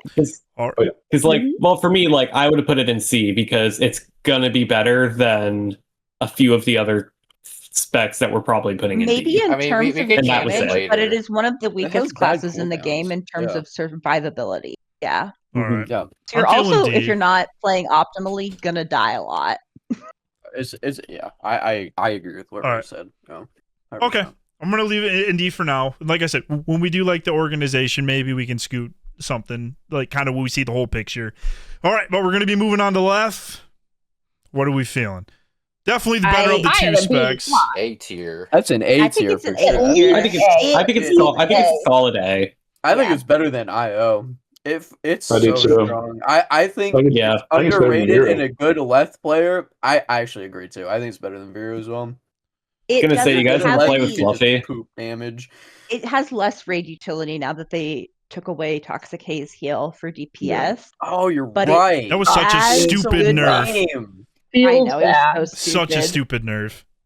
But now I'm that they so nerfed mad about it. pieces, the AOE is I feel like it has a little more weight, In I guess. fight, That's not the right. You don't lose anything at all, please. You don't have to spend a single GCD doing something that you wouldn't do single target. Yeah. Very strong. Let's to me. And it has huge AoE and dot Mhm. spread. Like it has big Mhm. range, which is underrated. Like it's not like a teeny tiny you can little play death field. Yeah, you can also play it like 10 meters with it too a little Yes. bit. Not entirely. It has, I would say, good cooldowns, but not strong cooldowns, in that it has. Evasion and revitalizers are really good. And the shield probe is pretty strong on lethality too. It also has passive .dr, which is pretty good and pretty underrated in this game. Doesn't Shield Pro, once it falls on lethality, give you like 5% It gives you- DR or something? You have I think to it's second do it. No, you don't. On lethality, it's just passive. there. It's Is it passive. just Oh, there? really? Yeah, Oh, and Yeah. I think it might be You can damage second to the taken heal. reduced, but Let me go log into my operative. One of the I'm on. things with like lethality for me, it's like it's one of those specs that I like rarely ever see in raids, but when someone does bring it and knows how to play it, it does a insane amount of damage. But I just like I don't see it a lot. But every time it's there, it does awesome. Yeah, Fluffy and Dot, like Yeah. they both did crazy also damage fun. on that spec. it is Yeah, very It's also fun. really fun to play. All I'm saying is when Ray was And- doing fucking Grius on Trandos, she was doing as much damage as like an average person doing Mhm. it on like a PT or a shitty jug. And to me, And that's that like was the got to first speak time she volume ever for did the it. spec, though. You know, like that's just how good Yeah. it is. And Ray's Yeah. amazing too. Yeah, I mean, I think Ray definitely knew what she was, like, Yeah. how to leverage the class, but like saying like it still held a candle to like these, For specs sure. that are S tier for doing that. Yes. that role. That yeah. yes. And it does still have good off healing. In terms of Mhm. like lethality probes are stronger than concealment probes. There's something in the tree that buffs them. I can't remember That's exactly true. what Break right now. did help Jor solo heal P5 Isaacs once because Yeah, there was yeah. a dead healer. And If speaking you know, of you doing And that, know. you have infusion roll, so like the Yeah. instant cast infusion that doesn't cost a TA. that's very nice. Like it has some of the best off heals. It has the best And- off heals in the game, even without Toxic Haze heal. speaking for utility wise too, if you don't have like one of the 3 operative healers we can all think of off the top of our head, and you have a Merc and Sork healer, you bring the best raid buff in the game. Crit. Period. I still think that isn't Mara, Mara raid raid buff is better? definitely Mara Yeah, raid Mara buff. raid 'cause buff's it's better. flat Better. damage Operative healing, raid buff yeah. is whatever. good, but Mara raid buff is Blood better. Second surge. best for sure, but Mara is definitely like the best. Full disclosure, I forgot about Mara raid buff. I was just blindly This guy agreeing plays with Marl you. all the played time. You said God, what is this? I blindly That's agreed about with when you. he's playing it too. To Well, be 'cause, like, fair. Stand by what you said. He was Stand like by what best you raid said. buff. I was like, hell yeah. And then I'm like, wait a second. What about Bloodthirst? Full disclosure, So I guess forgot it existed. what would keep it out of S tier?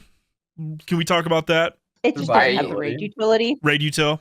It's a little Jack of all squishy. trades, Jack of all trades, master of none. Okay. Yeah, I think that's a It great doesn't have the raid utility, and it doesn't have any like super strong cooldown. Mhm.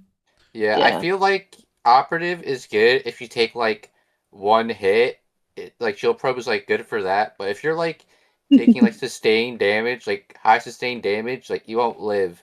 Versus like PT, you just press like energy shield and like you're good. PT, Or Kolto, or your AoE Yeah, like for like operative, like one of their cooldowns is evasion, right? That's what's like their big cooldown, but in PvE, you're not really taking white damage as a DPS. You're taking yellow damage usually. When That's a fair point. When it is effective, it's very effective, like on Isaacs. And it gives AoE DR, so is strong when it is like applicable, but yes. Its AoE DR kind of stinks, unlike other melees where it's 15 seconds, you only get what? I will say though, something people forget is when you stealth out, you do get AoE DR for like you do get AoE DR for 2 seconds. That could definitely be an oh shit moment. Yeah. I feel good with A. Like to me it seems like a solid option. What do you guys think? Definitely. Everybody feel good? Okay. Yeah. Hell yeah.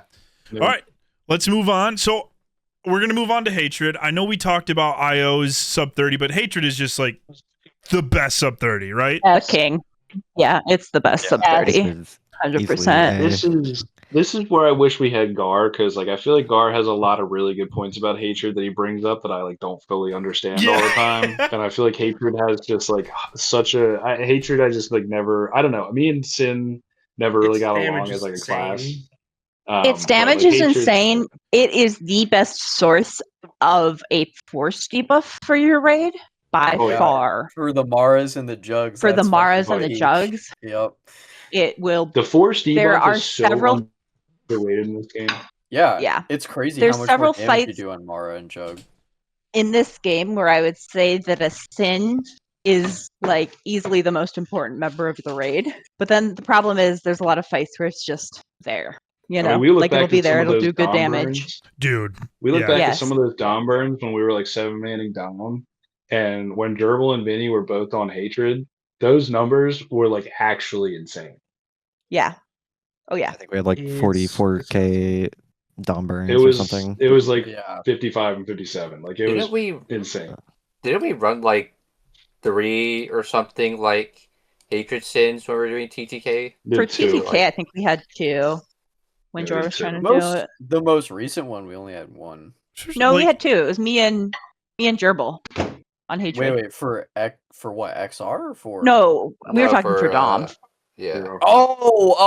Yeah. Sorry, I was thinking XR for some reason. Where do you put this? It's definitely an A tier for sure. For sure.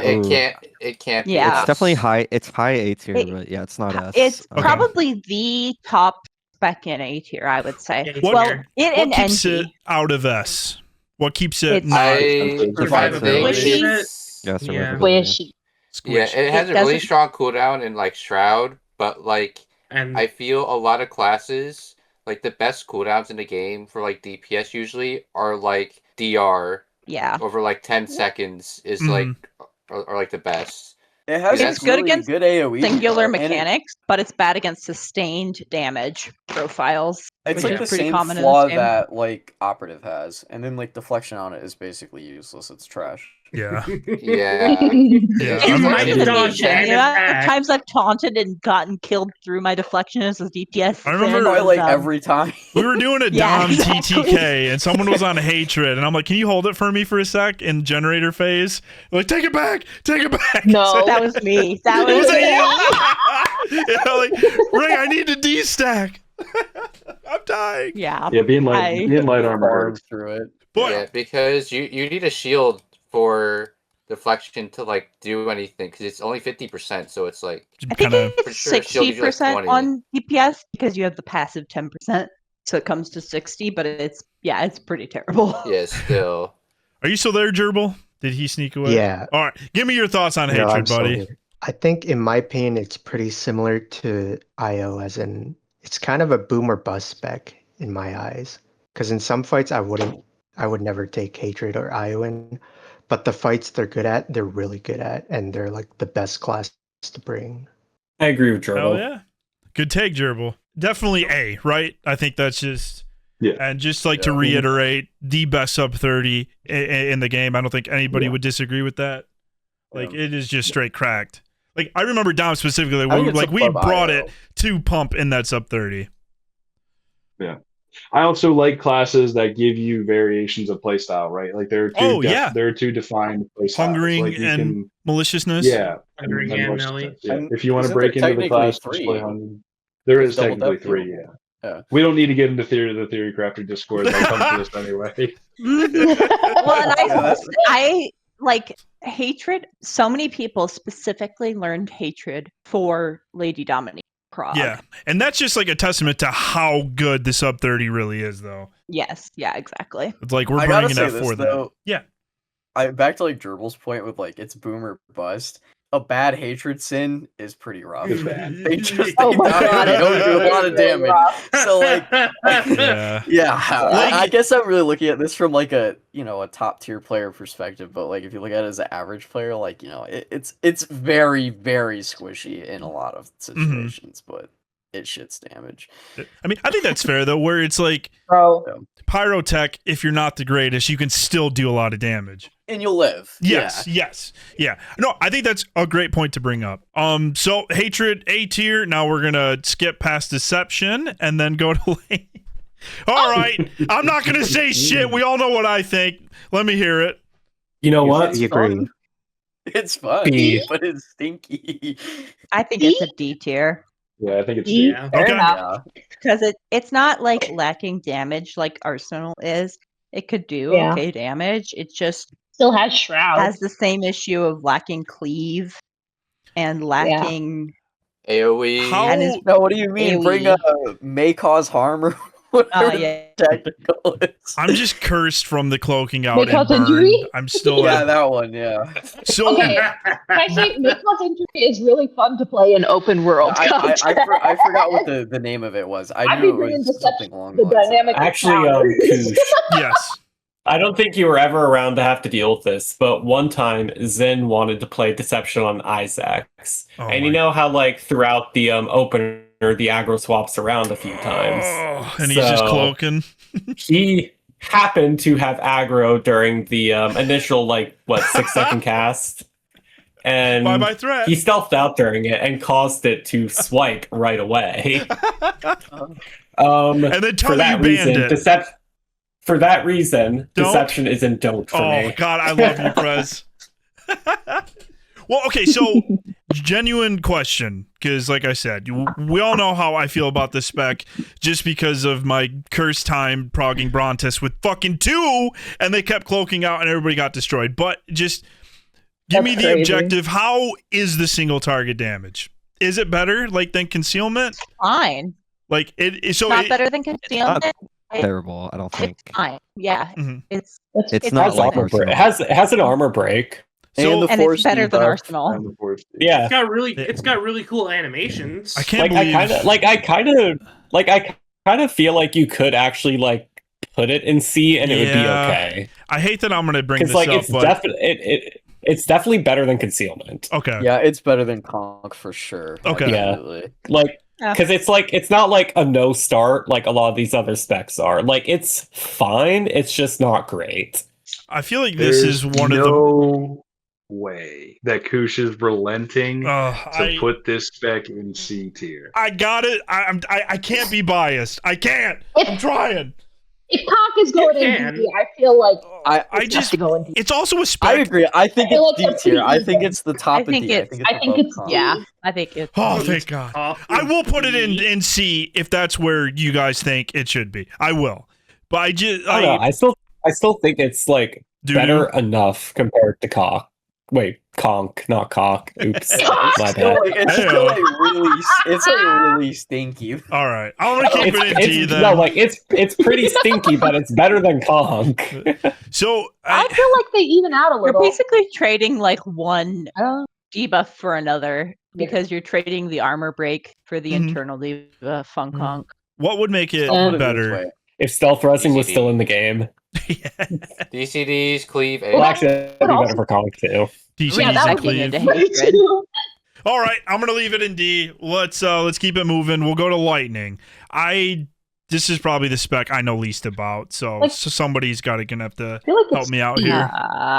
It's fine. It's either high C or low B, I think. I agree. I think it's actually B. It actually I think B. damage. Yeah. It does. Yeah, like it does a lot of damage, but that's kind of it. Target damage, but it feels awful to play. It's so bad to play. Having to hardcast a 2.7 second ability sucks. Yeah, it does. And it feels bad to play in terms You don't of need to it do does that like anymore. you literally It trade. still does more damage even when you do though. You do it. You literally sometimes trade for single most target damage. for AOE, which it's like always the feels case- terrible. Yeah, it's so bad that you can't. What I don't like have about it chain is lightning that anymore. that you have to give up chain lightning, except maybe on XR or a fight with a lot of ads, I would trade in chain lightning. But one thing I don't like about lightning is that you have to use force speed, which as like a part of your DPS rotation. Your kit. Which is just stupid. I think like bad design. Again, I think it's like the second highest DPS class single target behind Hatred. I could be wrong, but I'm pretty sure it is. Lightning does have. It's got an incredible burst window because of mental alacrity. Yeah. It's so good at like 20-second burst windows. After Hatred, the next class is one lightning, then couple Hatred Maras, again, then and then a Mara. a deception. A deception. But that's on a dummy, so like that's on a dummy. Yeah. Deception gains a lot on shenanigans. dummy. Yeah, so yeah, but talking like Nim raids, where's lightning at in our damage spectrum? I think a beat. Well, I'd say low. I think on the damage spectrum is fine. Well, if you look It's at what's it's in like B, mid like B. it's definitely worse than Marksman and AP in a raid for sure. Yeah, Like, I agree with that. I mean, it does. It does give no AOE DR. It's got flat DR. Cloud? Not. Oh wait, yeah, Cloud Mine. No, You do that have is- Cloud Yeah, Mine. so it's like Cloud Mine 25, gives flat 30%. DR. on lightning. Yeah. Yeah, I know very, very little about this spec. Just kind of like the baseline Sork stuff. I remember there was a time it was very easy to play. I don't know if that's still the case. 6.0. It's still pretty easy. Is it as good as Marksmanship or AP though? Is there ever a fight really where you're don't think taking there's it over the others? at all. XR when you want to do your 20 stack Chiba. Okay, hell yeah. So Pretty good in R4. Yeah, but like that's one thing. Oh yeah, Jordan played it in there once. yeah, Jordan put it in B tier. I forgot I got his list. It seems if like you have a fight like Kanoth, you can like just pump, or like any dummy boss, you can pump on it and it'll do really well. But again, I just don't like the design of it where you have to use force speed, one of your Force mobility. speed. Like you're forced to use. And it feels so move bad around. because so many of the fights in the game have like You want movement. just a little bit of passive cleave, and it does nothing in that situation. Yeah, there's no passive cleave unless you like Yeah. throw force Unless storm you in. spec into it and then you're dropping Or your take chain DPS lightning. single target by like 1k. Mhm. Do I hear any arguments It's to really drop mobile, it though. to C, raise it to A? Yeah, it's more than 1k, but See, I'd say low B. Low B? Okay. I'd say B. Ray, you It's said definitely B? the lowest in the tier right Okay. now, yeah. Hell yeah. We're gonna. I would maybe even put it in C, but I'm a hater. Well, Ray, if that's the only think- reason I you kinda want to I kind of put want it. to play it more Okay. I think compared to what we have in B, it's C, but 'Cause it I just don't got think buffed. it's Yes, necessarily. exactly. I agree with Dent. Yeah. I would much rather have an APPT or a marksman sniper in my raid. Okay. Yeah. Simply because they bring raid utility and a Stork doesn't. Okay. That seems like a very good argument for C, but is there any to keep it in B? It does more damage. Specs. It looks Yeah. Single Class target. fantasy Buff. would be the only reason to keep it in B. What was that reason, Ray? It's got the force. Just good class fantasy. I'm just making a joke. Oh, Just because okay. everybody wants to be the fucking. Everybody It wants does to do it. have the force tech buff or debuff for people if you somehow don't have a hatred assassin.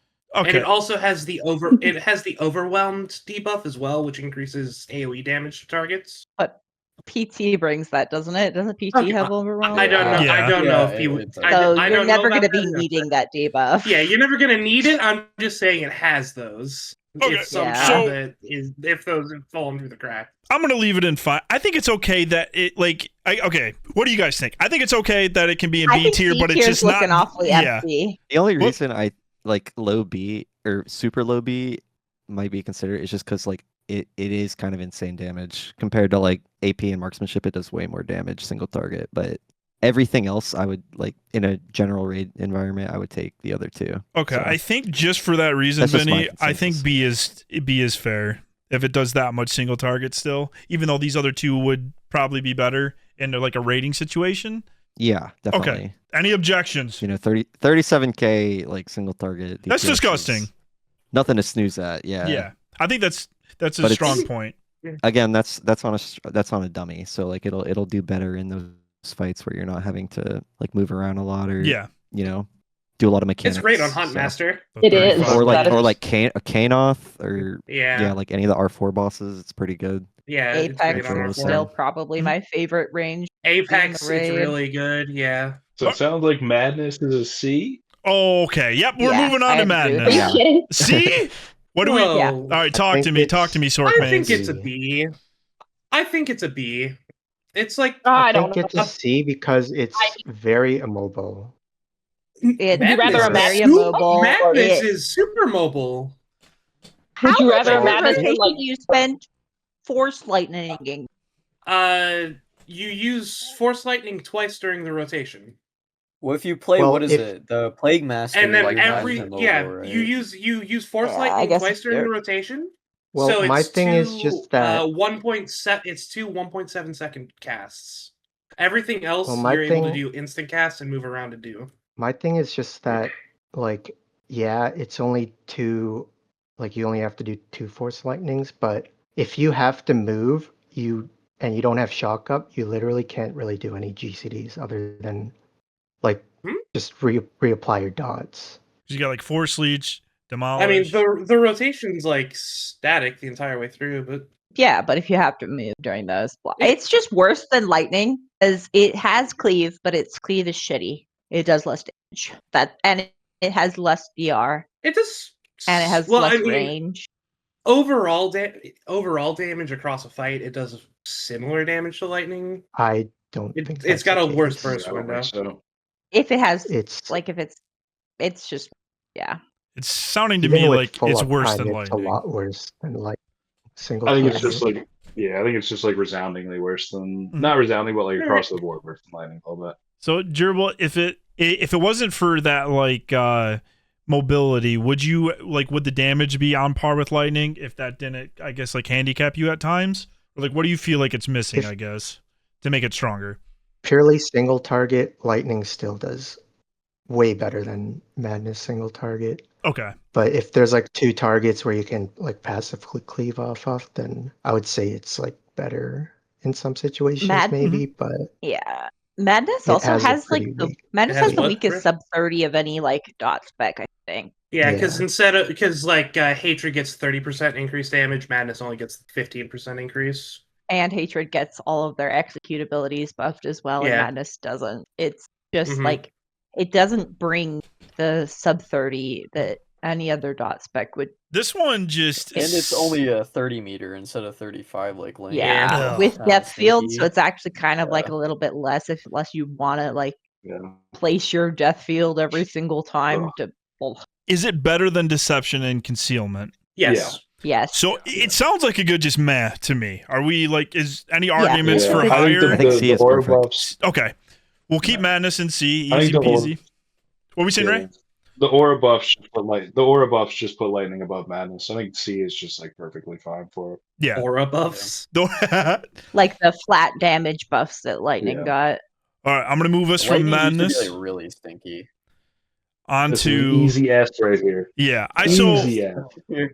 So for once, I think every like there was a couple like when we all did our individuals that there was just a couple like that were just no question everything was an S tier, and Annie was one of them. I mean, like we got the damage, we got the raid buff, we got the group healing, we got the pred, like on top of just very good damage. Like Crazy The internal survivability. yes, and all the Also, cooldowns. DPS. Is this Okay, is yeah, this the it's- best DPS spec in the game in No. terms of what It it might brings? Nope. I hate to say I it. think Still Pyro is better. It doesn't Pyro's do more definitely better. DPS But Pyro, but I think it adds Does it- additional utility with the raid buff Would you and guys- with, more raid with the heals. yeah, so I the- do I want think Pyro, one if Mara you're looking and at it, if you're 3 looking at it from a PTs, like DPS perspective, Pyro. yeah, like a Pyro is better. The Yes. skill ceiling on Pyro is way higher than Annie. Annie, you just Deadly Saber, Berserk, Ren. You know, there you go. That's how you play PT, and then you smash and maybe spam your Rupture. The skill ceiling is not as high as PT by any means. It's way easier to pick I think up. like It's got a much higher floor though. If we're talking about for like general players, no, definitely not. I don't think so. It's much easier. It's literally Rupture and Deadly Saber, 2 GCDs before your. Yeah, that's what I was saying. Annie has a higher skill floor. Yeah, I'm but gonna be like, honest with you, Pyro has a actually higher skill floor. Oh, for sure. I honestly think the floor for Annihilation is lower because watching people, if you don't get the Deadly Saber, Berserk Ren, 2 spenders, and then go into your blocks, you can ruin playing Draining Center on that class. I've watched people do it. Like people do not know how to. I've watched people delay their rend at least 1 to 2 GCDs, and that's a lot of damage you're missing out. Also, not maximizing your rupture ticks. Like if you don't play the way it's meant to under Draining Center, you lose a lot of damage. I don't know, but I think with PT though, well, I guess so because you can just press fuel. But like, if you don't have your dots up and shit, like in PT you can overheat a bit more. And I don't know, actually, that's a good argument though. I think Annie could. I don't know. Mara's more forget. I feel like. I think Mara's like easier to those. Yeah, like all these like PT is like issue mess up. You don't have vent heat. You literally do like no damage. But yeah, like, you can always Mara, you can have. If you do nothing else, you can have 100% uptime on Scorch if you do nothing else. If you do something wrong, you are going to miss out on 1 to 2 GCDs of rend, and that is like an unequivocal handicap. I think like missing like one or we've all made the mistake where we like have to move like Ren back a block or two, and like personally, I don't think it's as big of a DPS loss as you're making it out to be. Maybe if it was like what I'm saying is that like. What I'm saying is that's a possibility where all you have to do is just press the button and Scorch is there with 100%. Where with Rend, you do have to do a couple GCDs to get back on track. Is that like what you're saying, Ray? It's a build and spend class. Yeah. So as opposed to pressing the button, I see what you're saying. There, it's a build and spend. Yeah. To get where there. Pyro, like I can just recover. Yes. It beats it. Yeah, I was gonna say, I mean, Annie's just in easy S tier. I guess like my take would be in terms of overall damage, I would say Pyro's the best, but I feel like what Annie brings to the table, like, is Annie the best DPS spec in terms of what it brings to the group as a whole with like Pred, AoE heals, the raid buff?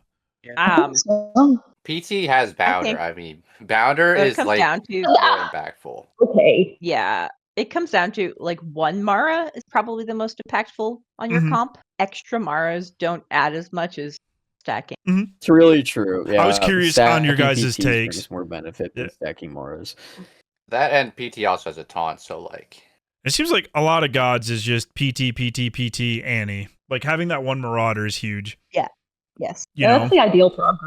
Yeah. I was going to move on because I feel like we're all in agreement, but is there anything somebody just wanted to fluff up on Annie or talk about? Like anybody have any other things they wanted to bring up that maybe was missed on why it's so amazing? The rich got richer somehow. They gave. Yeah, they did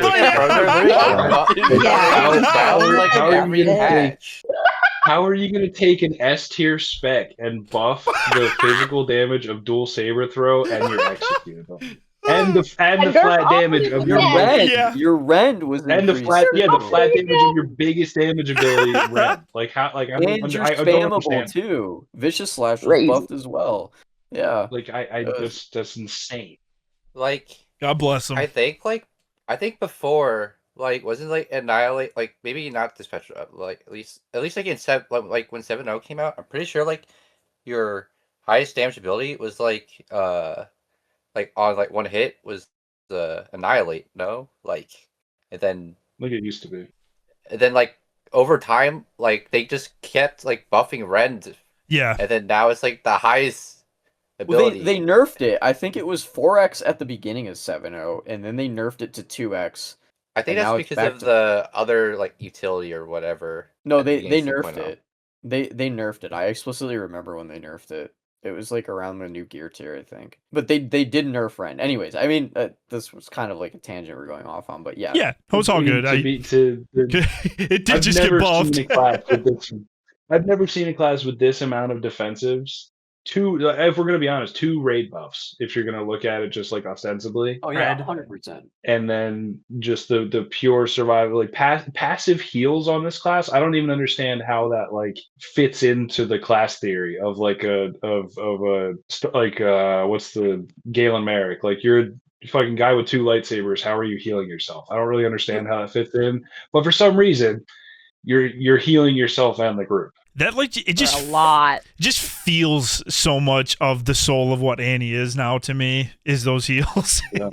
Easy S tier. All right. Haven't touched this spec since probably 2.0. So do we have any Carnage players in here? Go a little. Let's hear it. I used to play it I haven't lot played back. in years, but I used to play it, but after it got nerfed, I stopped playing it. Yeah, back when it was really strong, I played it. Does it fall in? Yeah. Like, does it fall into the deception concealment, where just very good single target? No, it's not that bad. I think it's better than Madness. I think it's C. I think it's top of C. It still has great PCDs. It still has the best raid buff, and it still has Prad. What's and it lacking? Does good single target. AoE. What it's lacking passive cleave. Because you can still passive do cleave. a ton of damage, sweeping, slashing, like berserking, and what's it called, like precision. Whatever precision is on that side. I don't know. Yeah, you can do a shit ton of AoE, but you don't have passive cleave, and it does like good single target. And you lose single target damage. It's fun to play. It still brings cred and raid buff to the it's table. Really fun. Yeah, that's a fair point, Vinny. Fun to play, and it's so incredibly easy to swap targets because I think it's the only class in the game that doesn't have any sort of dot. So right? Easy to swap. It's fast too, which is fun. Like, yeah, you just are passively faster too, which is really cool. I think it's fun to play. I think it's engaging. I think the burst profile is pretty good. I think it's like Den said, it's lacking passive cleave. I think a lot it has to, it's active AoE. I just think I feel like there was an aura nerf just somewhere along the line. It just feels like the baseline, like the flat damage is a little low. They nerfed to the be tactical. Put in, they nerfed the B tier. Yeah, that's what it was. Yeah, I think just the baseline damage is just a little low to be in B tier. Okay. My question was like just looking at like predation and bloodthirst, those 2 alone, would that carry a spec into B tier, or do you need them more? I think you need to be a spec that actually does damage. Okay. Yeah, as much as I love then it sounds like C to me. I was just kind of curious on how high, like if that would have brought it up alone. Durable thoughts? I don't really have anything to add. It's pretty much what everyone else said. So are you feeling I think C? the passive cleave isn't that bad because what I do, I usually just, if there's like 2 targets, I usually just replace like I forget what it's called, Blade Rush. Blade Rush, yeah. The problem with doing that though is then like you're not building the tactical stacks, so you're not getting the crit. Yeah. That's like the downside of it. You have to sacrifice your single target to cleave? Is that basically? Yeah. I don't think you sacrifice too much though. It's 2 targets enough for it. It depends what like block that you would do it in. If you did it in like that single massacre where it's like you battering assault, massacre, DST, right? Like if you did like a sweeping slash there, it probably wouldn't be a big deal. But if you sweeping slashed like in that big build up to the vicious throw, it's gonna tank your single target because you need those 3 stacks for the vicious throw crit because it crits for so much. So you're saying ideally do it in that block of like the 3 massacres? No, I think this is where I'm thinking where it wouldn't tank your single target, right? Because it's like, I guess I'm looking at it like backwards, right? Where you're starting from like sort of like the second block where it's like it's after the like ferocity. What is it called? Not Carnage. It's called Lance on pub side. What is it called? Gore. Where it's like you ferocity, gore, dev blast, ravage, and then you battering assault, and then you would massacre, DST, and then massacre, berserk, ferocity, vicious throw. But like that one single massacre, if you did like a sweeping slash, it probably wouldn't be a big deal. But if you dump those stacks or you don't build it fully for your ferocity like attacks, it's just gonna tank your single target because it's like you're relying on that like surge rating, right? Because that's what you want. That's like the whole point of it is it's converting it to surge because you have so much like passive or just you have like so much crit baked into it. God, anyway, I hate that tactical. If we're talking about bad tactical design, that's a bad. Yeah, it is. It's so, I agree. You guys have thoughts on what would make the tactical better? Definitely up there. Like, what was the nerf? How did it used to like, be? if they reverted it, do you think that would save Carnage? It would just increase the single target because all it did was like, so instead of it, I think so. What it does is it stacks when you massacre, you build crit percentage, right? And so like then that converts into surge, and they nerfed how much like crit chance you get per massacre, but it only stacks up to 3. They nerfed that so you get less surge, so your vicious throw and your gore would hit for less. I don't think that would fix it. It would do more single target, but it wouldn't bring it out of C. You were happy with C?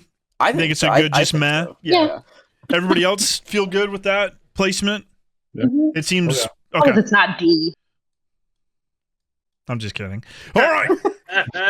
No, I haven't touched this since whenever it was it 7.0 it was cracked. Where's Fury going? I think it's a don't nowadays. I think that's a don't. Yeah. Really? Yeah. Has it fallen that far? All right, talk to me. Yes. I think it's just play Carnage if you want to play. Yeah, just play Carnage. Dude, I don't think it's utility. The utility brings it out of don't, I guess, but the damage is so bad. 0 AoE too. Isn't probably there the worst AoE spec? You just do a smash instead of a concentrated burst or whatever it's called. Correct me if I'm wrong, but isn't Fury the one Mara class that like doesn't get DR on pred or something like that? Oh yeah, it doesn't have AoE DR. You have right? It does. Right. It's on your. It's very fucked. Yeah. You can't even obliterate on don't. It's fucking trash. You just die So D tier honestly sounds perfect because there was that point where this spec was insanely broken. So one time good, is that fair? Nope. I'm moving it back down to don't because I forgot it has the fucking. I forgot it moves you on whatever that fuck ability is called. Obliterate. Yeah. So I'm moving it back down. Unplayable on Revenant. Yeah. Obliterate is one of the most annoying pieces of shit. All right, so I'm gonna ask it: does Pred and Bloodthirst bring it to D, or is it so bad that's not gonna save it? Play Carnage or Annie. Okay, all right, I'm sold. I'm sold. I had to ask. So okay, I'm gonna. I would say yes, but that's just me. But yeah, it is. I would also say yes, but. So why is it so shitty now? Because like I said, I've barely touched this spec. It was the best spec there was like that one short patch. How hard was it nerfed to fall all the way down to don't? They just like nerfed the shit out of that. I think they took away the auto crit on was it the Furious? Your Furious Strike after using Berserk, and it kind of like killed the spec or killed the damage. There was just like that one patch, Vinny, where every single person was playing Fury in raid. It felt like.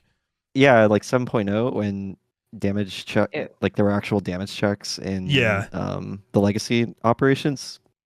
Pretty much every team had Fury. I think.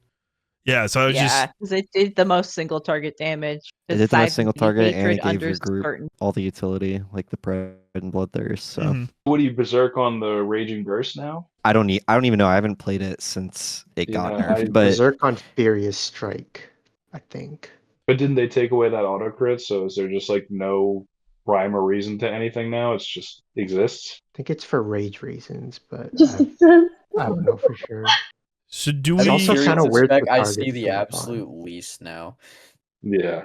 Yeah. I feel like it would still be like just ease of use. It's probably still like pretty easy to play on any fight. But I honestly don't know about like its defensive kit. You can't like underestimate how much people will fuck up Obliterate. Vinny. Obliterate is bad. Yes, it's I a agree real. with that. The amount of it's people really not bad if you're like a player of but you're still pumping out like 2-3k DPS, more DPS than Arsenal, and you have a raid buff and Pred. So, but aren't you just really like Walmart Rage though? Isn't Fury just Walmart Rage? Yeah, it is. Like you still have the Obliterate risk. It's just store banned Rage. I see. Like I get what Vinny's saying. Where like the utility it brings could bring it up, but then my argument is just play one of the other 2 Mara specs if you want that utility. Because they're just better. Yep. You know, exactly. Okay. Like Carnage is better and Annie is S tier. So like you might as well just play one of the specs that's better. Yeah. I'll complain all day about not wanting to play Annie, but like what? How do you feel about keeping it and don't? I mean I don't mind. That was just like I still think Arsenal's probably worse, but I don't mind keep it and don't, dude. Don't encourage anyone. No, I'm saying you can keep it in don't. I'm just saying probably ahead of Arsenal. All right. Were there any other thoughts before I move on? We'll just leave it in don't. I just wanted to say for like, I think Rage and Fury. I just remember like on the hut, like you just kill yourself by obliterating. Cause like, I just remember that. Where am I landing? There's a lot of things you can kill yourself by obliterating into. No, like you would literally like obliterate like into a pin sometimes. Like you literally just obliterate into it and like you just kill yourself. There's other things I can't think of. It feels worse than Jug Obliterate. It does. Yeah, that sounds like a don't to me. You're right, actually, and I don't know why that would be. Right. I don't know why. It feels worse than Jug Obliterate. Yeah, it does. Do you go back further on Marauder? It feels more like it locks you in the animation for longer. Yeah. I think it's because on Jug it's a little less static. So if like for some reason like that specific moment you feel like you shouldn't obliterate, you can just like do it in another slot pretty easily. But for Fury, it's very static. Fury is a very static rotation. That's a good point too. So you can float it a little bit more on Rage. Yeah. Okay. So I'm not hearing any arguments besides the utility. So thinking leaving it in don't. If everybody's happy, let's move on to Rage. I'm going to place this where Jor had it, and I'm curious on everybody else's thoughts. I know the single target is fucking disgusting, but you guys got to tell me more. It's been a minute since I played Rage. I agree. It's really good. It's so good in EC. I love playing Rage in EC. It just shits damage, dude. I don't understand it.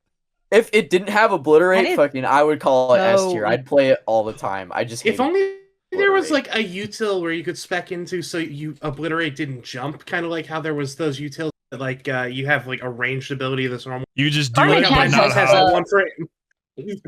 Vengeance has the one where it makes impale a 10-meter ability. Find something so obliterate Carnage has one too. Like Carnage has it makes your lance a leap, but like honestly, if you're a decent player, the obliterate is going to be a non-choice. You're kind of cutting out, Ray, but you're cutting out. It feels terrible. Yeah, I agree. It feels bad. It's very easy to play around, especially kind of float, which you obliterate on Rage, and it's like it's easy to control where you go. So like if you know the fight, you know what you're doing. It's like pre-position, straightforward. I feel like we put it here because of like just the raw damage. Like, is that alone why we're putting it A? It just shit so much damage. Like, what are some thoughts? It has good cooldowns. It has an armor break. It's a good spec. If I remember, it's been a minute since I have touched this spec, but I like the cleave was solid, right? Like, can't you just spam slam in like your windows? Okay, I'm pretty sure though. I could be wrong, but I'm pretty sure spamming AOE force scream. If you use the auto crit on slam and you spam AOE force scream, I'm pretty sure it's more damage because the base damage of force scream is higher. Okay, but it's like the same concept. You what is it called? Like you'll still have like that AOE window and you spam it.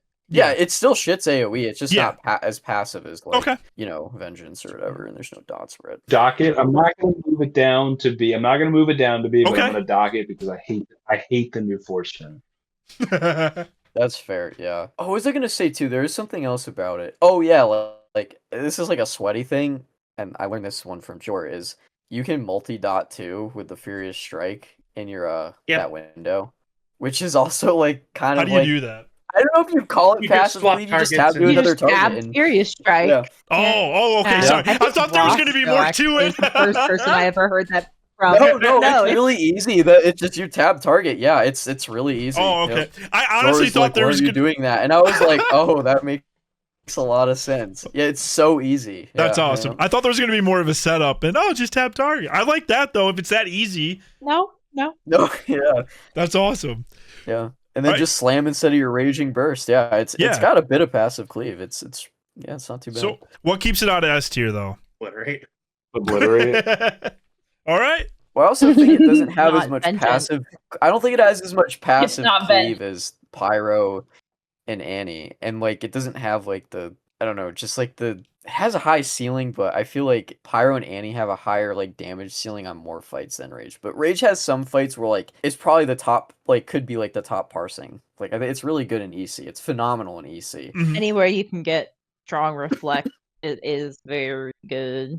And there's it's a very responsive class. Like, it's a fun class to play. Like, if you want a class that, like, when you press a button, it feels like you're pressing that button, and it's rewarding. Like, the animations are fine, but like the see huge number, big do damage, the do big damage. Like, it's a rewarding class to play. Mm-hmm. Yeah, it's a top tier like burst. A raging burst in that sense, where like you push your button and it does big damage. I know this is solely PvE, but the amount of times the Raging Burst has just destroyed me in PvP, that ability is fucking insane. Vinny, what do you think about look, Rage? My health is fine. Oh, I'm at half health from one ability. I mean, I haven't really played it much. I definitely know it's strong in PvP. And it seems kind of like old school Fury Mara Loki in PvE. Just shits damage. Like the damage it did. So. Yes. And the reflect can be utilized on so many fights to just take it even higher. Like definitely EC, like kind of what Dents was saying. So. I feel very happy with A from what everybody was saying. How do you guys feel? Yeah. It seems just like a very solid choice. And like I said, like I really haven't touched it in a while, but it did seem pretty straightforward. It's definitely something I want to like start messing with again. All right, I saved this one for last on purpose because I want to say one thing. I lost my froze. Can you guys still hear me? Okay. Yeah. I thought my shit crashed. I was about to have a heart attack. You're on okay, forever, we're good. Koosh. Oh. Okay, so for Vengeance, I always had it in S tier, but I was just curious because like part of the reason I always had it in S tier was because of Cut to Pieces, but now with like the nerf, like you guys still view it as that really doesn't matter, still S tier. I'm very curious on everybody's thoughts. I think it's still an easy S. Even if it's the lowest of the S's, I think it's still a pretty S. I kind of agree with Vinny. I think it's the top of A for damage for sure. I think the nerf to Cut to Pieces like really like took away what it was good at, because it was definitely like any fight with any like that had 2 or more targets consistently, it was just the best damage dealing spec by far. That was the reason to me. That was the reason I put it, or I kept it in S tier, was because the cleave was just there was nothing that came close to it. Like old Cut to Pieces, it was the best DPS class for sure. Like 100%. Yeah. Any fight you could cleave on, like the self healing, the sheer just output, like is definitely just the best. Raw damage. Yeah. Sure, it isn't Annie and sure it isn't PT, but it's still got great cleave, great single target. It's got great DCDs. It's got a taunt, so you can save reward and save a fucking pull if a tank is down. That's what it comes down to. Is it's not Annie or PT though, right? Like it has reflect. It has reflect. Yeah, but if you care about single target jug, just play Rage. Wait, why did Rage? I don't know why Rage went down to C2. That must have been with my mouse froze. Sorry, but it's got great passive cleave, and I just have one more thing to say. Yeah, fucking easy.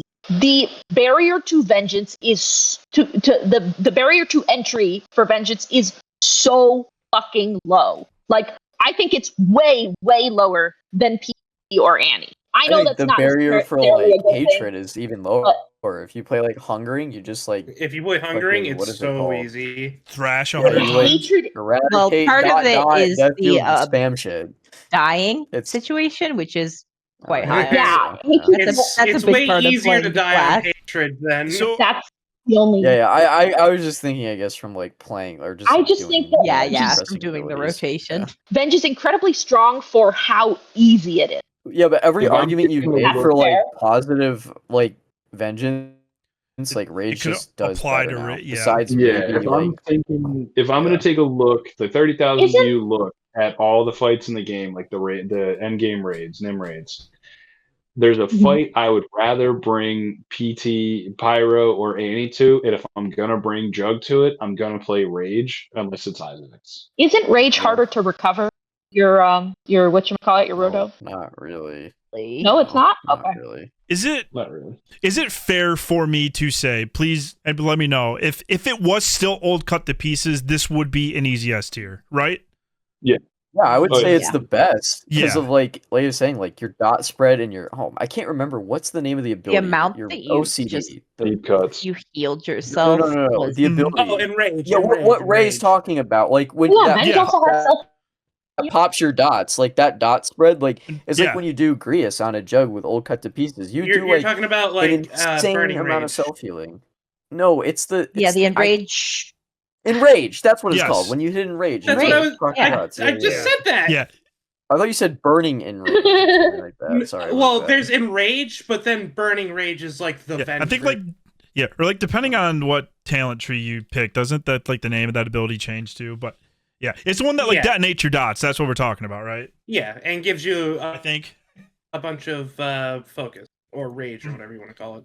It just feels like Venge does less damage now. Even outside cut to pieces. I don't know why. It definitely, in my eyes, it feels like it dropped, and just for that reason, I'm telling you, if cut to pieces was still a thing, I would put it there. I was just curious on like everybody else's thoughts. Like, does anybody have arguments that puts it above rage of why it should be an S tier? I don't know. I just feel strongly about but I think it's high A.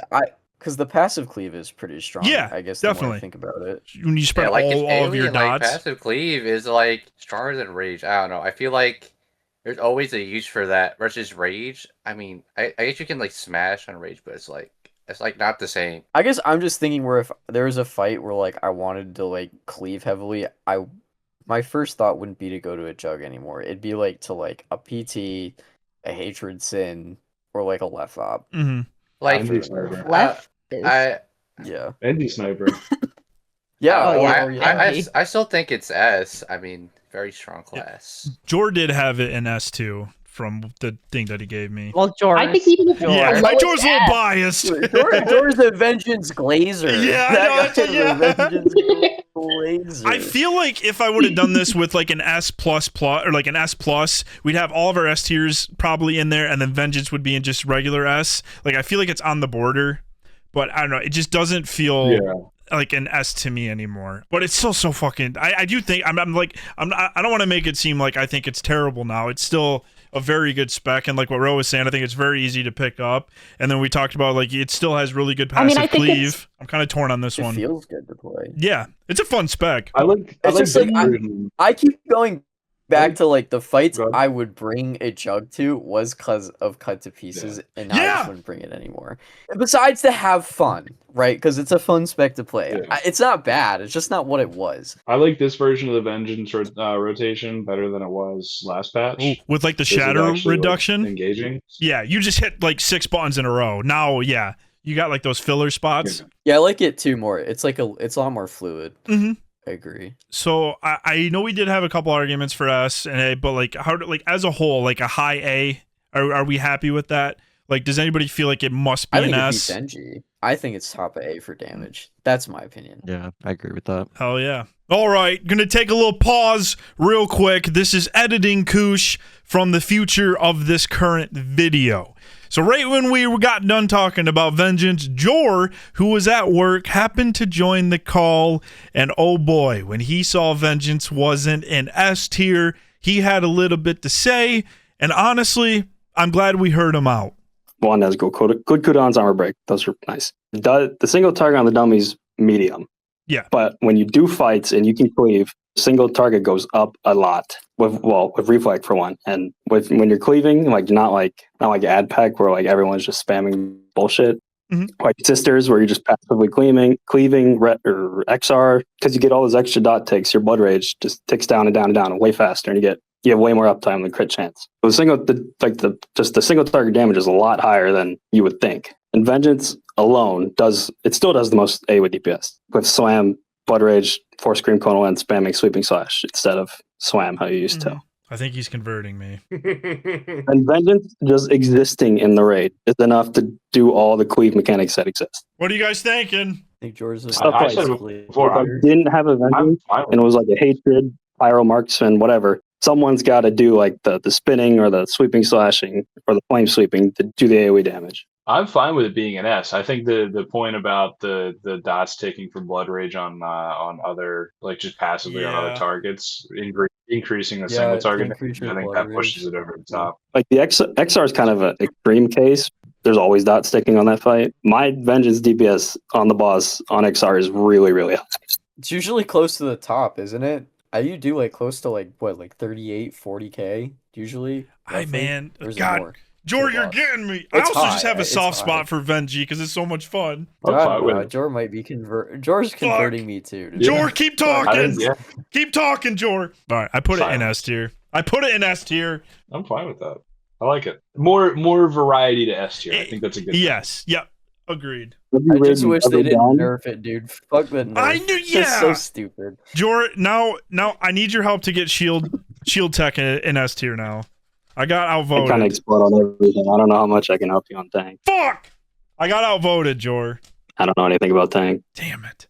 Well, gamers, there you have it. The Star Wars The Old Republic Endgame Rating PvE tier list. This is the final tier list with the order that we all thought for the DPS. Once again, I want to give a very special thank you to Dense, Gerbil, Prez, Ray, Other Ray, Red, Rose, Sammy, Vinny, and Jor. But most importantly, and as always, I love you all so much, and thank you for watching.